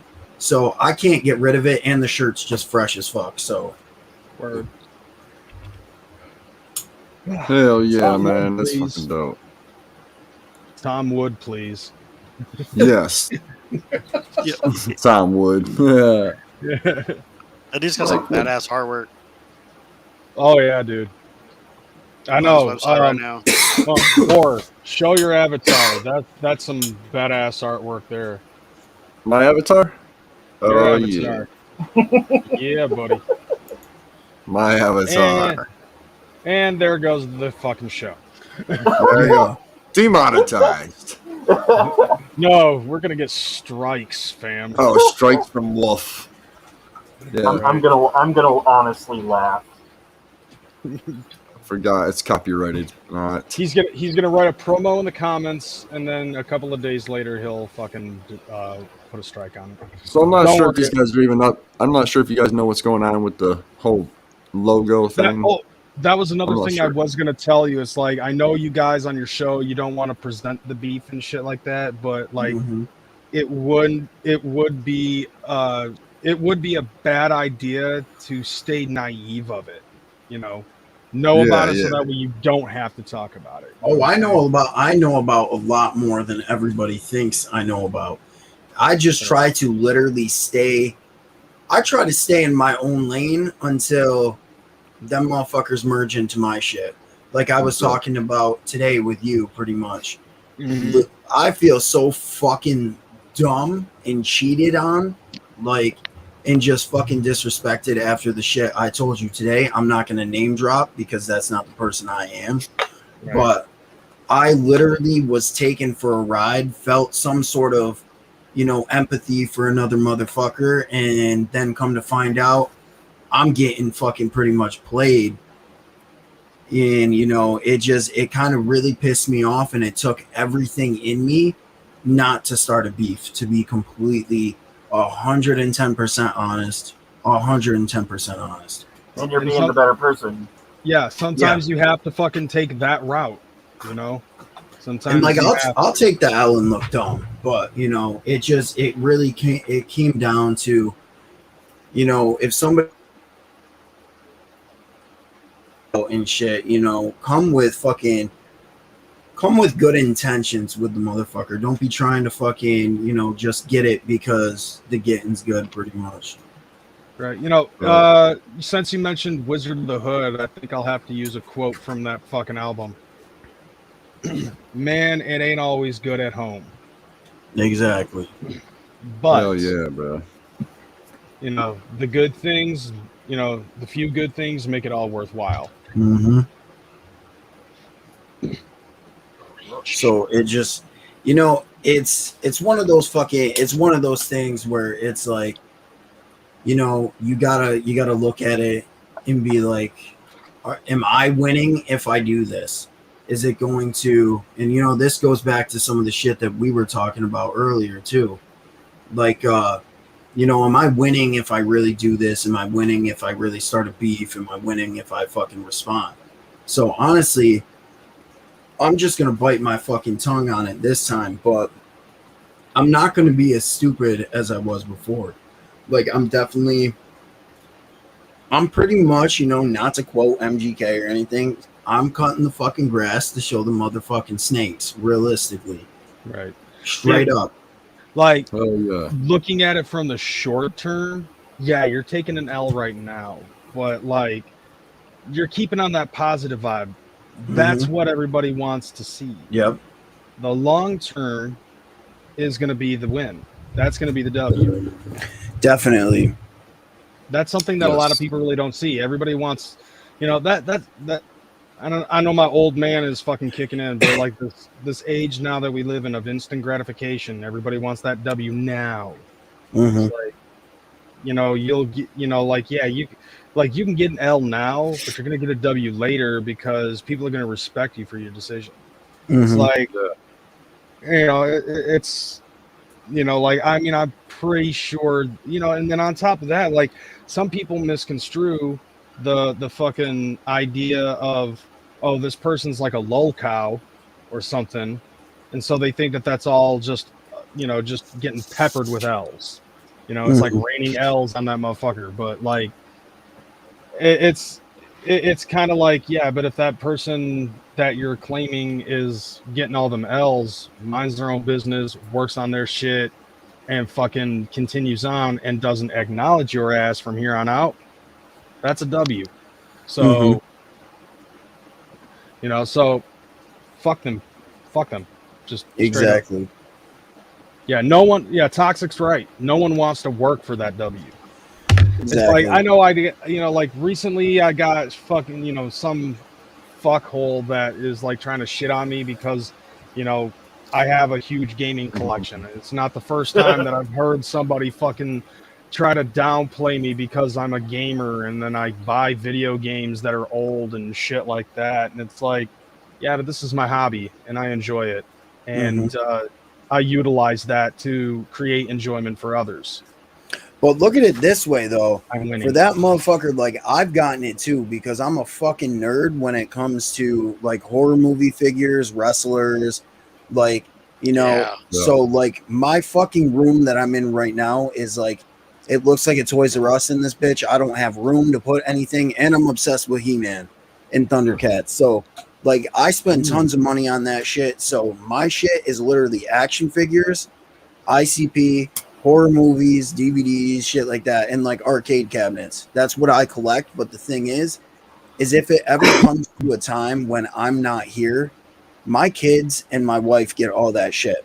Hell yeah. So I know Ashley will not. She said this a million times. She goes, to be honest with you, I don't think I'd ever part with anything of yours because it meant something to you and I helped you acquire it, or, we found it together or something like that. And that's fresh.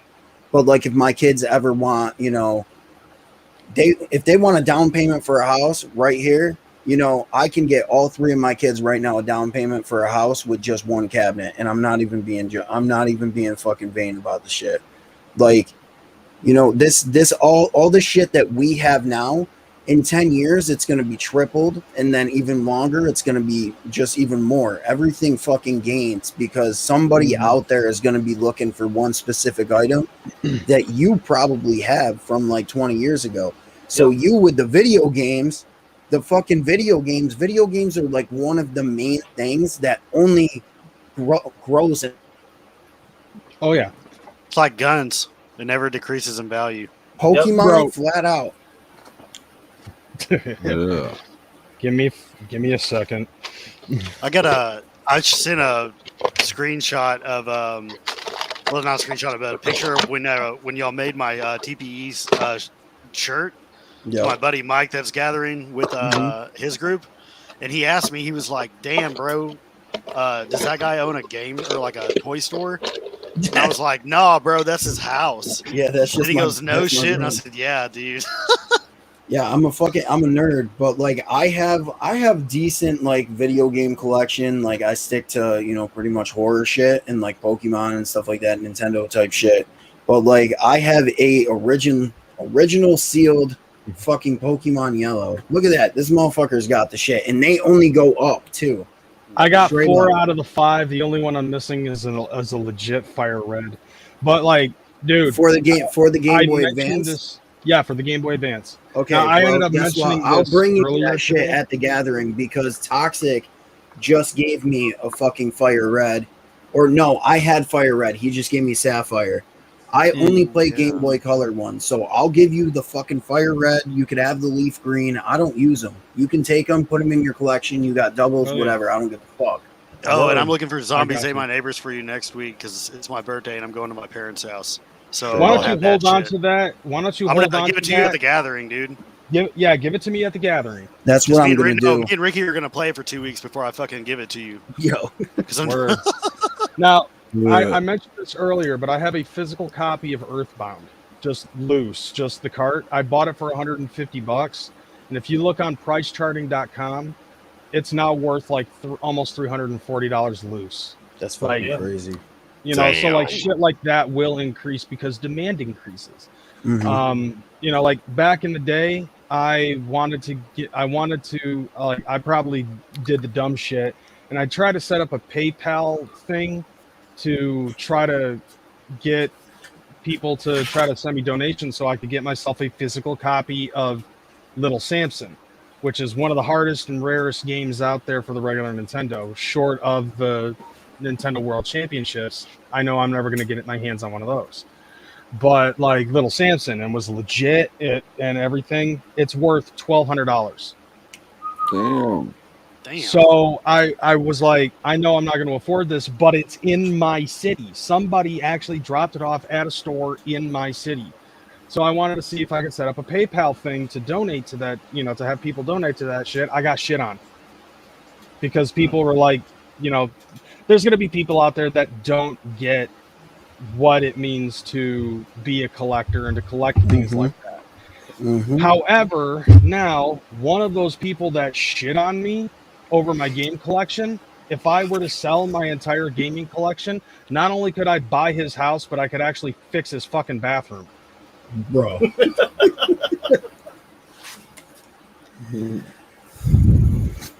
Bruh. So, like, yeah. He said, bruh. Because he knows who I'm talking about. Yeah. So, like, yeah, so, you know, and on top of that, bills are still getting paid about 95% of the time. So, other than that, it's like, talk shit. Okay. Right. Yeah. Don't make me crush your house with my fucking Nintendo. Straight up. So I mean, like, and I could afford this shit too. Yeah. Like, you know, because tattooing definitely pays. I mean, but you know, it just comes down to it. I also find some fresh shit. I remember going to Salvation Army, and I don't know who I just cut off. I wasn't looking at the screen, so I do apologize. Oh, okay. Me, but it's all good. All right. Well, as long as it's you, then.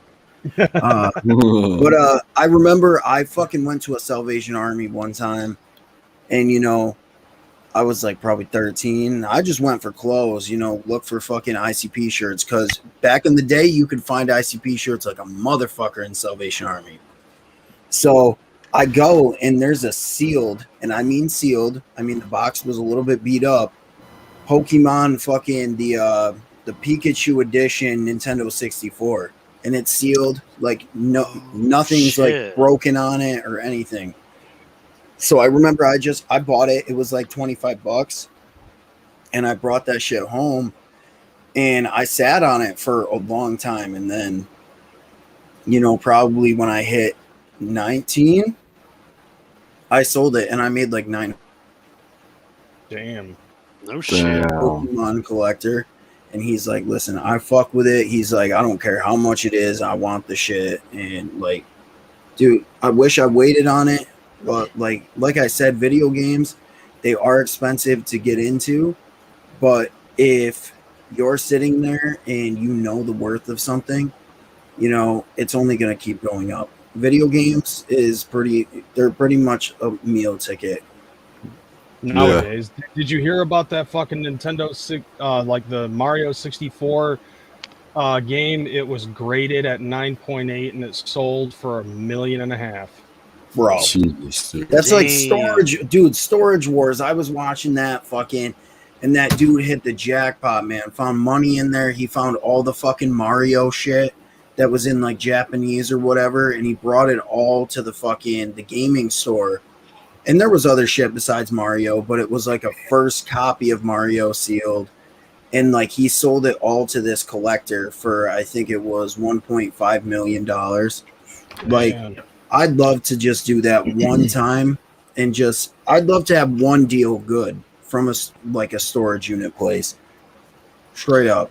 Well, the thing about like physical copies of games and stuff, and correct me if I'm wrong, because maybe I'm like colluding different pieces of information, but doesn't like source code decay over time on physical copies of games and stuff? So like eventually, you know, things become unusable because the source code just fucking goes to shit and becomes unworkable.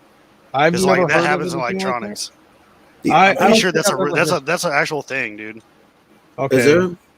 However, I will say that like when it concerns like the ROM community, the ROM community's been around since like what, 1997 was the first time I ever played a ROM. And I'm sure it's been around for longer, but like copies of those ROMs have been around, are still floating around and shit like that, and they're all just as playable as before, like from from like 20 years ago. But like one thing I will say though, I'm not sure if what you're saying is correct. However, this motherfucker, Skelly, actually helped hook me up with something that makes it a lot better for me, so that way I don't have to really worry about that. Like, this is a flash card. It's got every fucking thing that is in all of my NES carts, and all I do is I just play the ROMs off of a fucking chip, off of the flash card. So it just stays in my Nintendo. I play it off of that. The only thing I've ever dealt with like games kind of decaying over time is like with the Game Boy Colors, you got to take out that watch battery type shit that they got for the save feature. Mm-hmm. And like you got to swap that out. I've had to do that a bunch of times with fucking Pokemon and a couple other games, but that's about it. That's all I've experienced myself. It's called software rot or bit rot. I had to do that with my Sega Saturn software. Yeah, because like the what it is like the watch battery is used to keep the time. Mm-hmm. So like, yeah, and the same thing went for my Sega Saturn. When I bought it, the battery was dry. I just bought a new battery, replaced it. It was all good. Straight up. Mm-hmm. But those batteries are supposed to last for like 10 years, something like that. Oh yeah, it's also supposed to help with downloading the save games and shit to keep the save file. Now it's not even that much of a worry with some of the games that are out there, because like for the Nintendo Switch, like they like it's like the Nintendo Switch, the DS, like it's all the clocks are all internal. Like it's now all the games are working on one battery rather than every game working on its own separate battery. Yeah, that's true. That was one thing that I had to fucking look at and make sure, because like I got burned on a fucking Japanese cart when I bought my first copy of Fire Red, and they fucking gave me, they basically just gave me a flash cart with no battery in it. So I had to learn what to look for in these, in these games to make sure that I actually got the legit one. And the legit one obviously has a fucking battery in it. Mm-hmm. This one, which you can't see, like, this one actually doesn't even have the fucking sticker on it, but it is Pokemon Emerald. And I knew it was Pokemon Emerald. At the time, these things were going for like $70 at the time that I bought this. I bought it for $5. Damn. Oh, and Plague, since you're a fucking Pokemon fan, I got huge something Pokemon for you. Fan. I got something for you, homie. Hopefully the green screen doesn't fuck with it, but... Is that fucking Pokemon Stadium? Yeah. The disc. The bonus disc. Dude, that's fucking fresh. That's so dope. I'm pretty sure we have that in the living room too. Man, the one thing, like, I wanted to get into all the Twitch shit, but I only play horror-related games. Like, right now, seeing how fucking... When I bought my PS5, I bought it, like, fucking, I don't know, like... I got that shit, like, 8 months ago or something like that when it first came out. Huh? I thought that shit was a myth. No, bro, I got that shit right in my living room. I'm gonna send you a picture right after. I paid $800 for mine, though. No joke. He's gonna send the picture of the PS5 with his dick on top of it. I was about to say, his cock hanging over the top. But like, I only play horror-related games. So right now, I'm playing fucking Home Sweet Home, which is like a Thai Japanese game, scary as fuck. And like, I've noticed like a lot of the scarier games do a lot better than, like a basic game, like if somebody's playing Call of Duty or something like that. Mm-hmm. So I played this game Visage, and I'm not even gonna lie, if you watch like trailers of it or gameplay, I literally had like several anxiety attacks throughout the 2 days of me playing it. So I was like, there's no way I can play on Twitch because I'll look like a bitch. I'm fucking covered in tattoos. I'm a fucking fat guy with a fucking beard, and all these little fucking kids are gonna look at me and be like, yo, this dude's a pussy. This ain't even that scary. Bro, so, I started on Twitch playing retro games that I knew I wasn't good at, and I was cussing at the screen a lot, and that did garner a little bit of attention. I would say it's kind of like the same thing, I guess, with what you did with TPE. Jump in and get it.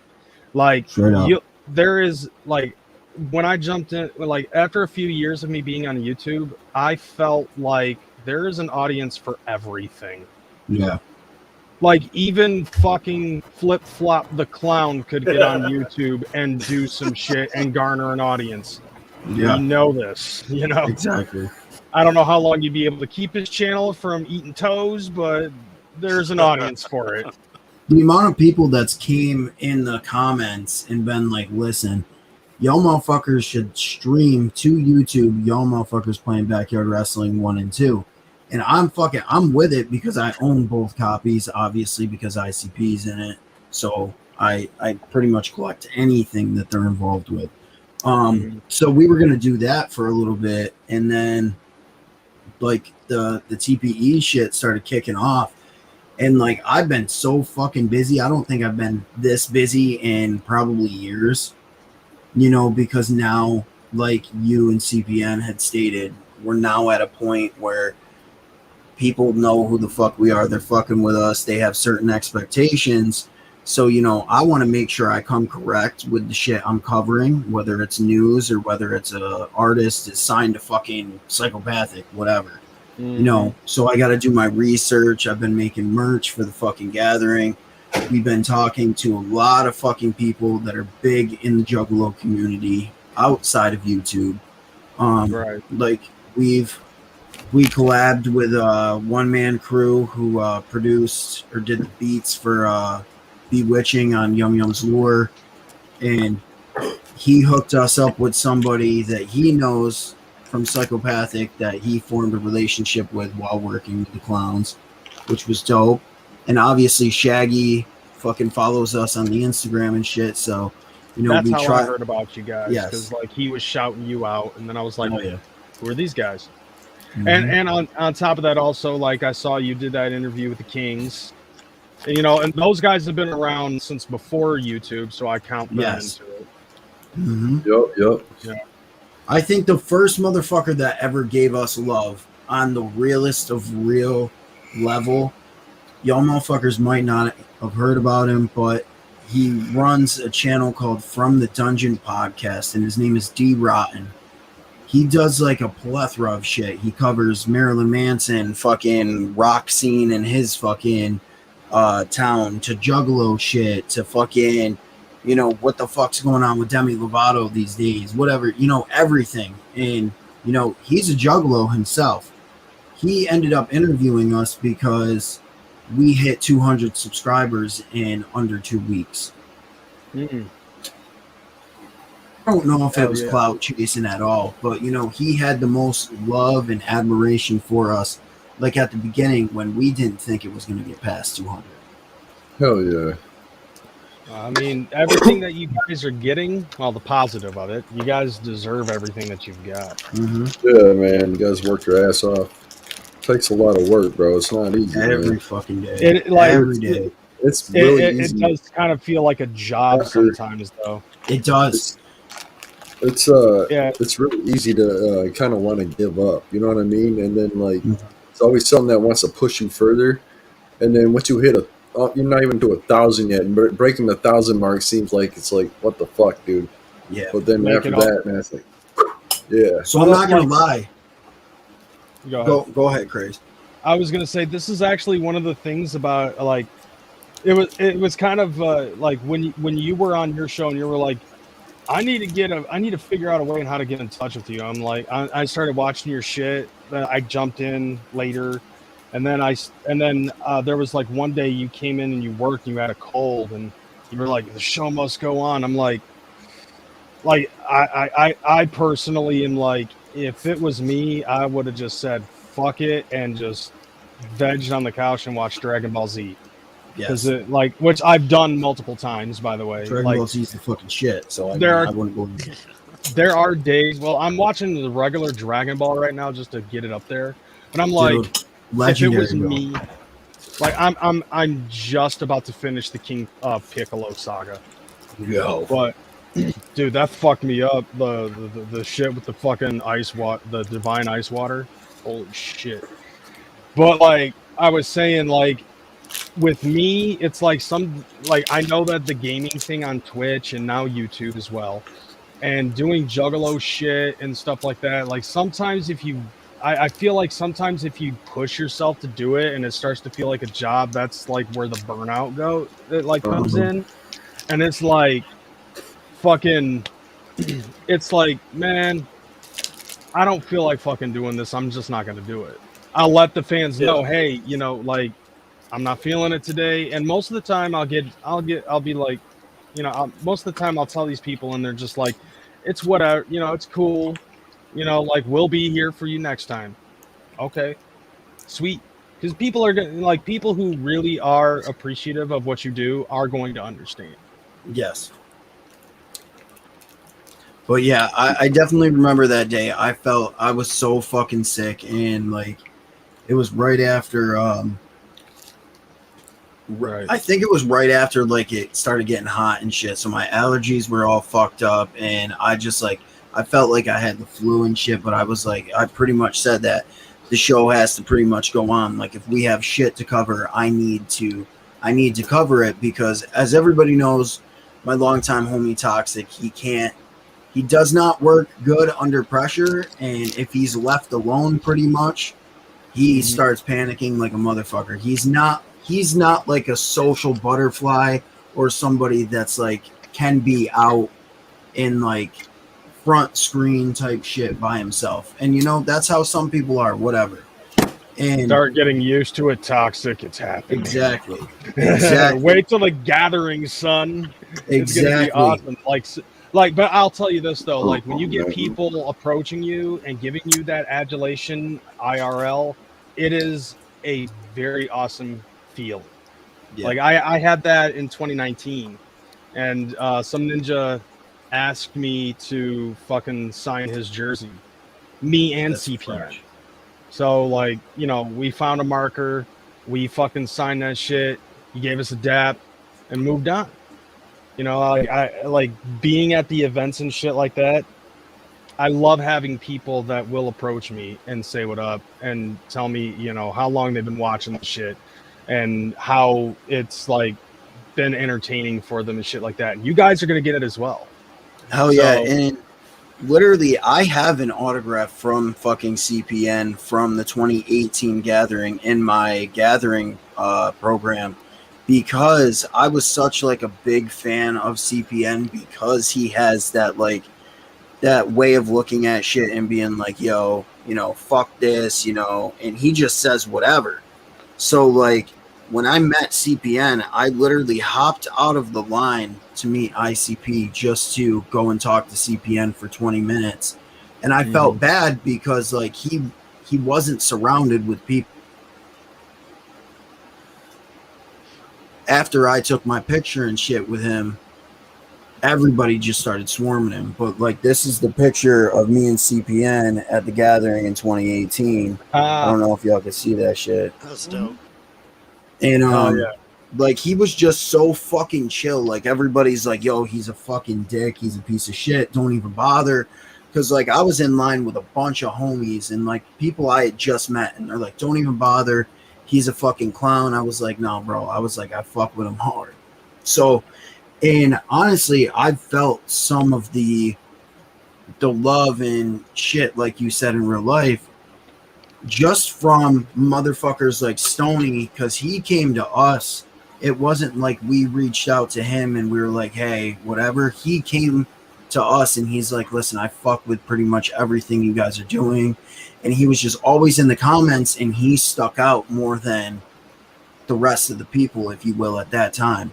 And Trailer Park Cinderella, the same thing. Trailer Park was always, just telling us how fresh the fucking channel was, and, pretty much saying it's good to have new Juggalo content out there. And like the amount of people that, sit there in our live streams, we got homies that have donated $50. We have a homie from Hawaii that we met on our first channel, that followed us over to the second one, who just got a hold of us and donated $300, 300 directly to our PayPal, which Stoney knows about this, just because he said everything you guys do needs to be rewarded. He goes, I've never seen two people come together and try to recreate the magic that was a thing for the Juggalo community in the mid 2000s. And I was like, bro, that means the fucking world to me. So like, I'm geeked just from people telling me, hey, y'all motherfuckers is dope in the comments. Like that shit geeks me out now. So I don't know how I'm going to handle it at the gathering, considering every other fucking comment is can't wait to meet y'all at the gathering. Can't wait to see y'all at the gathering. Yeah. I don't know how I'm going to deal with it. Well, I'd say the easiest way to deal with it is try not to be a dick, and you'll be fine. I'm probably the nicest person in person. Like so, over a camera, I'm a douche. You're probably going to approach it the exact same way that I do, where it's kind of like you try to be humble about the situation. Like I try to do that both online and and in real life, where it's like I do get that adulation, and I'm just like, thanks, I appreciate it. I kind of like, what actually kind of prepared me for shit like that? Karaoke. Like, yeah, I like back in the day, like I would do Pantera shit. Like I would sing Walk, Cowboys, This Love, and people would be like, bro, you got a fucking metal voice that puts Phil and Salmo to shame. Why are you not in a band? I'm like, because I do this for fun. But dude, you are the fucking shit. Thanks.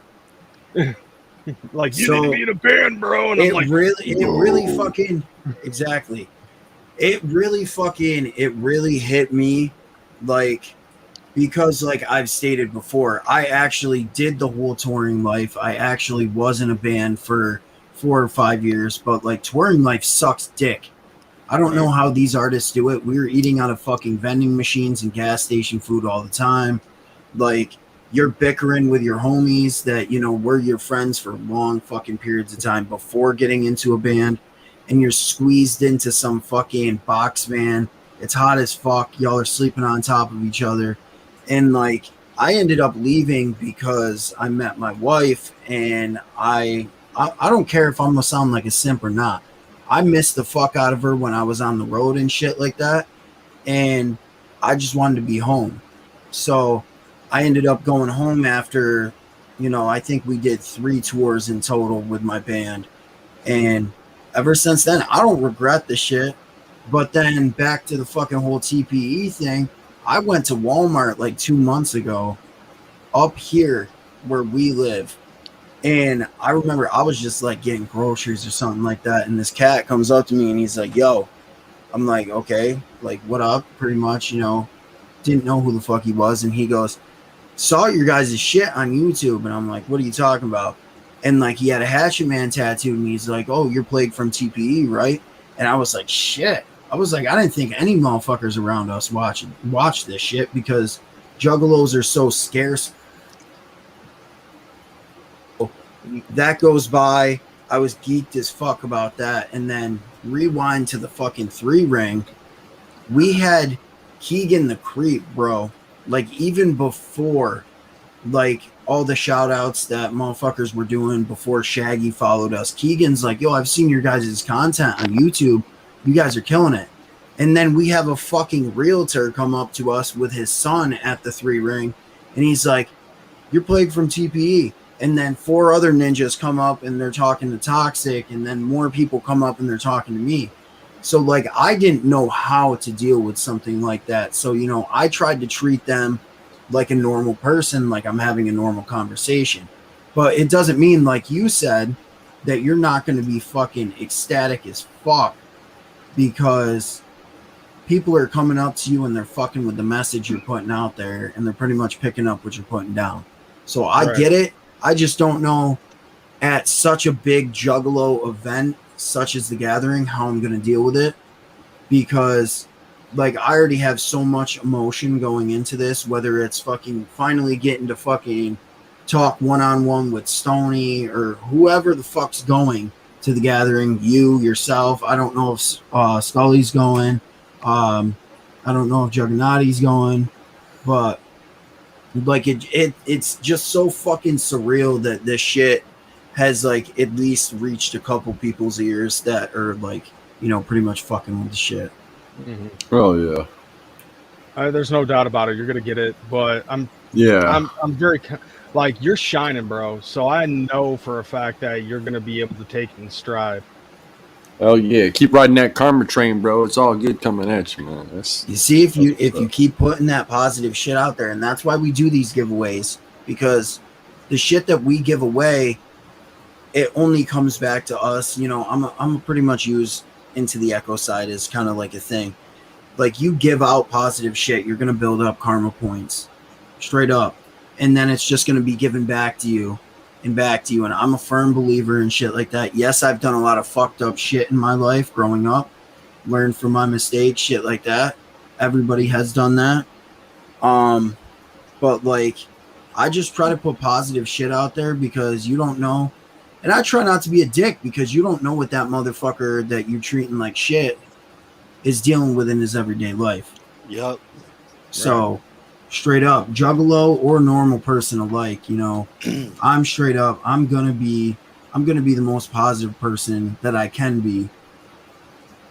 I was on my way home from work the other day, and like I have to ride my bike through the hood in order to get home. As I'm waiting for the light to turn so that way I can use the crosswalk, some dude walks right past me, and in my ear I hear him. I know he's saying this directly to me. He's just like, "You got good things coming your way." Just a random dude in the hood, like in the cruxus of negativity in the city, you know. And he's just like, "You got positive things coming your way." Thanks. And you do. Yeah, you do, man. Everybody in this motherfucker does, man. If you just continue to give out positivity, that's what you're gonna get back, straight up.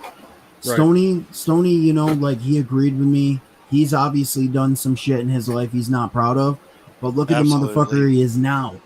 And that's why when he told me his story, I'm not going to divulge any of it, but when he told his story to me, I couldn't connect with it, but I was at a common level of empathy with him. Like I could feel the shit he was going through, and I was like, listen, dog. I was like, you're going to the gathering this year, correct? He's like, yes. I was like, the gathering is pretty much the quote or slogan for the gathering this year is rise like the butterfly from the ashes. I was like, you've done that in life. I was like, so you deserve a little bit more. So, and I know I say this a lot, but it makes me feel good to, you know, even though he cried and he's very, you know, very open about that. Bus, bro. I mean, you said it enough lives. Yeah, I know, man. So me and Ashley came together and bought Stoney's VIP ticket because it literally, the shit Stoney had said in the place that he is now, and I didn't even know him from, you know, a random motherfucker walking outside the road, pretty much. Mm-hmm. But I can tell that this motherfucker's dealt with some shit in his life, and he deserves to see that positive shit is going to be coming his way. Just like fucking... Man, rub his butt. Oh, yeah, straight up. All of y'all motherfuckers is going to be shining. Like, I don't care if I have to plug all your shit. Player daps like a motherfucker at the gathering. Oh, it's just... My thing was, and like... And everything that he just said, like, I just want to take the time and really appreciate everything that you've already like kind of done for me and shit like that, inside and outside of this.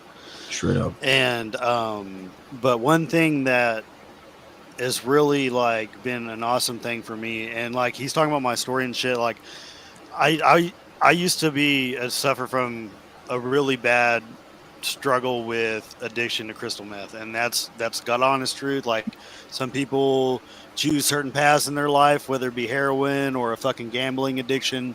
Mine started out as I thought I was doing a bump of coke with a friend at a bar, and then it turned out to be better than coke, and I didn't know really what that was all about. So, you know, like, and you lose everything, you know, and I came out of it. It took me, you know, 4 years, or well, I'm 4 years clean now. but it took me multiple years to figure that out, that it wasn't what I needed to be doing. And anyway, so like COVID happens, I move back home, we're all locked down, and you kind of like, well, what have I missed out on during all this? Because now I have the time to sit there and think about my life, because I'm not at work, I'm at fucking COVID lockdown. And you're like, fuck, bro, like, when's the last time that I listened to the clowns and shit like this, and like people unintentionally don't drop the hatchet, you know what I mean? Like, so you come back and you figure out who you are, and then you get on YouTube again, and then you start looking about who's still relevant and who's around. And like, I seen CPN was still relevant, and then I come across Kreyz's shit, and then I watched the documentary. I forgot, I think it was Slim's 2019 or whatever, and I was like, okay. And then the next thing happens, TPE shit come up, and it was about the announcement of the gathering, and I was like, oh shit, these are a group of just dudes that are trying to go and shit. So I started fucking with all their content, and I reached out, and I know like about Discord and just like social media platforms and shit like that, just is there any way that I could fucking help you dudes? And like our bond just kind of grew from there. And like this whole thing is like I ain't even gonna lie, like, this has gave me a friends group again in life. Like, I was kind of in a down place, and this just has turned into something that has brought me to who I am again. You know what I mean? Like, now I have a drive to do shit and to get things accomplished again. And I know that I'm actually helping a cause to reach out to people and help. And it also does help you reconnect with some of the people that you used to watch. Exactly, dude. And not to brown nose, but like, I would never have pictured, like, I figured, honestly, like, not being like sounding like an asshole, but I figured when I reached out to help, it was going to be like, yeah, I appreciate it. Like, if anything comes around, like, we'll get a hold of you. I mean, that's how it, that's how those things work when someone's successful. They've already usually got a team behind them or a whole support system built. And so I was, took my chance, and then bam, and he gave me an opportunity to just start doing shit. So I started doing shit. So that's how I felt with Kreyz, dude. I'm not even gonna lie. Like, when I used to watch his shit, I was probably about 18, 19. I'm only 26 now, but it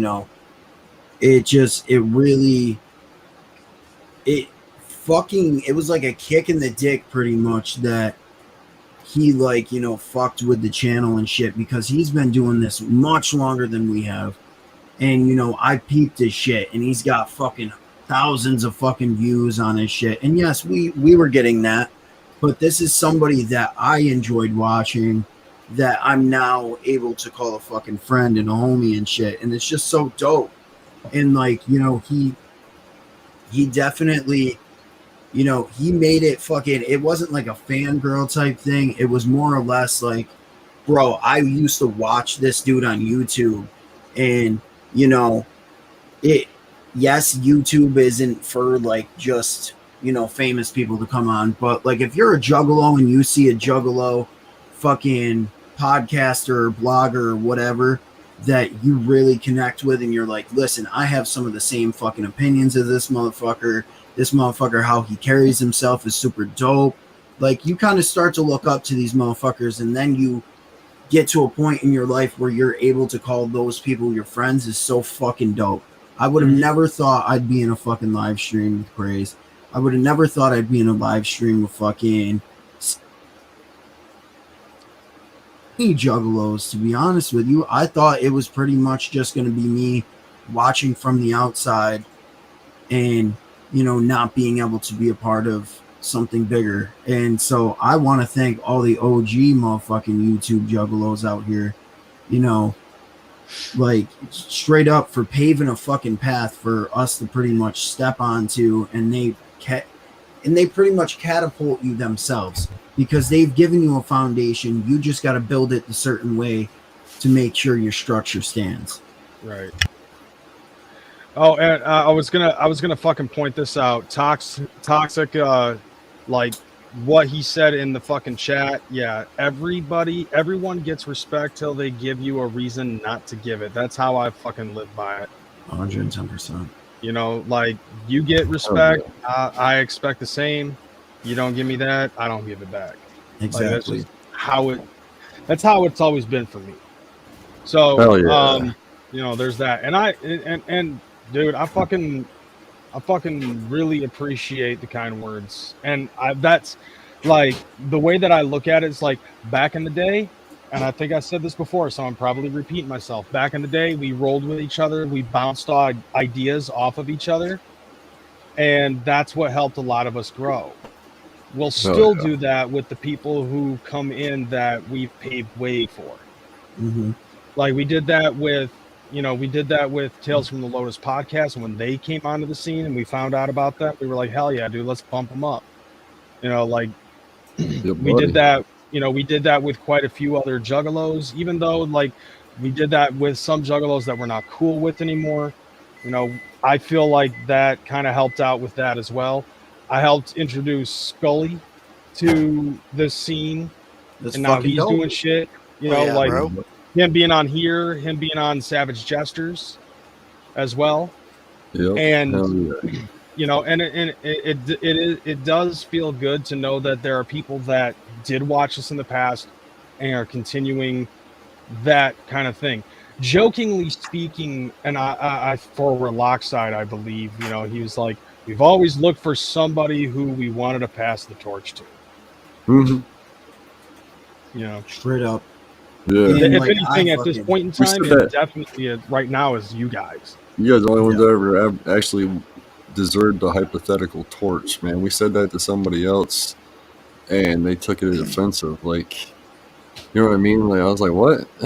They took it like offensive as shit, and they started talking all kinds of shit, and I'm just like, dude, it was like not supposed to be like shit talk. It was just like, that's a good thing, man. Old lion giving the new lion that power. Well, take backsies, I guess.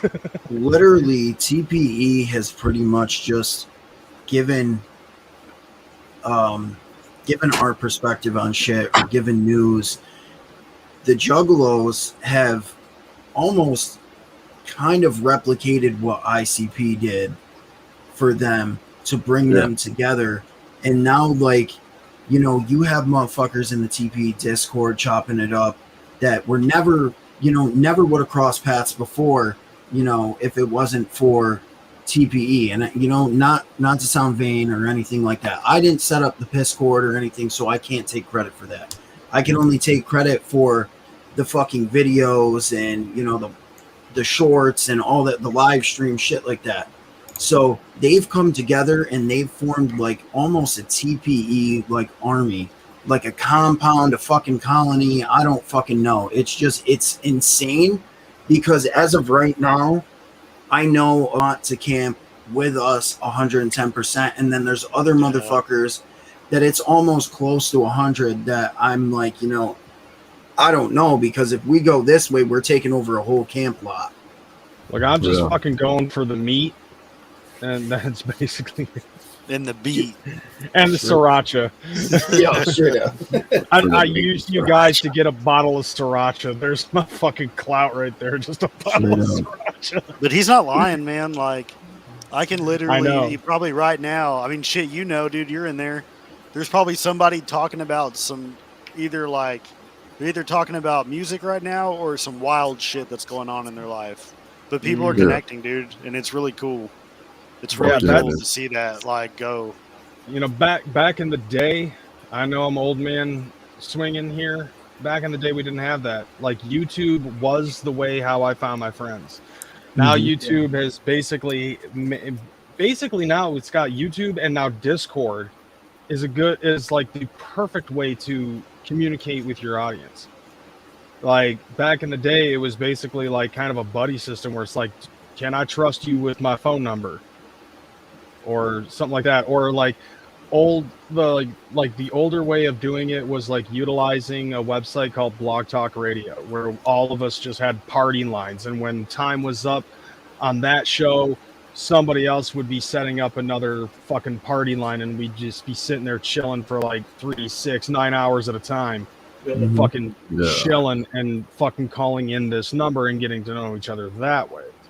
Discord eliminates that was one of makes it a lot easier. That was one of the biggest draw-ins for me at one point as just a viewer and subscriber was the open panels that he would do, him and Toxic would do, and just people would get up and just discuss topics. Right. And shit like that, and he allowed his audience to interact, which is I didn't see really anybody else doing. We value everybody's fucking opinion. Everybody's. Exactly. Oh yeah.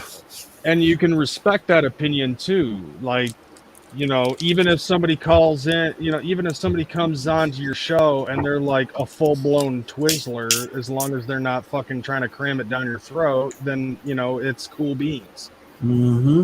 You know, so like you're willing to let anybody open as long as they don't try to show their balls or something.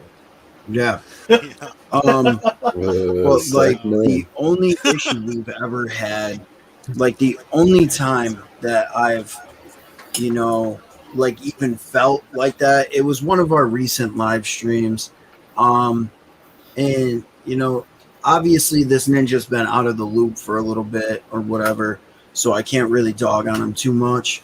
But like some of the shit he was saying, like I had to correct him a lot about, you know, like what each Joker's card meant and stuff like that. So you're kind of a historian like I am. Yeah.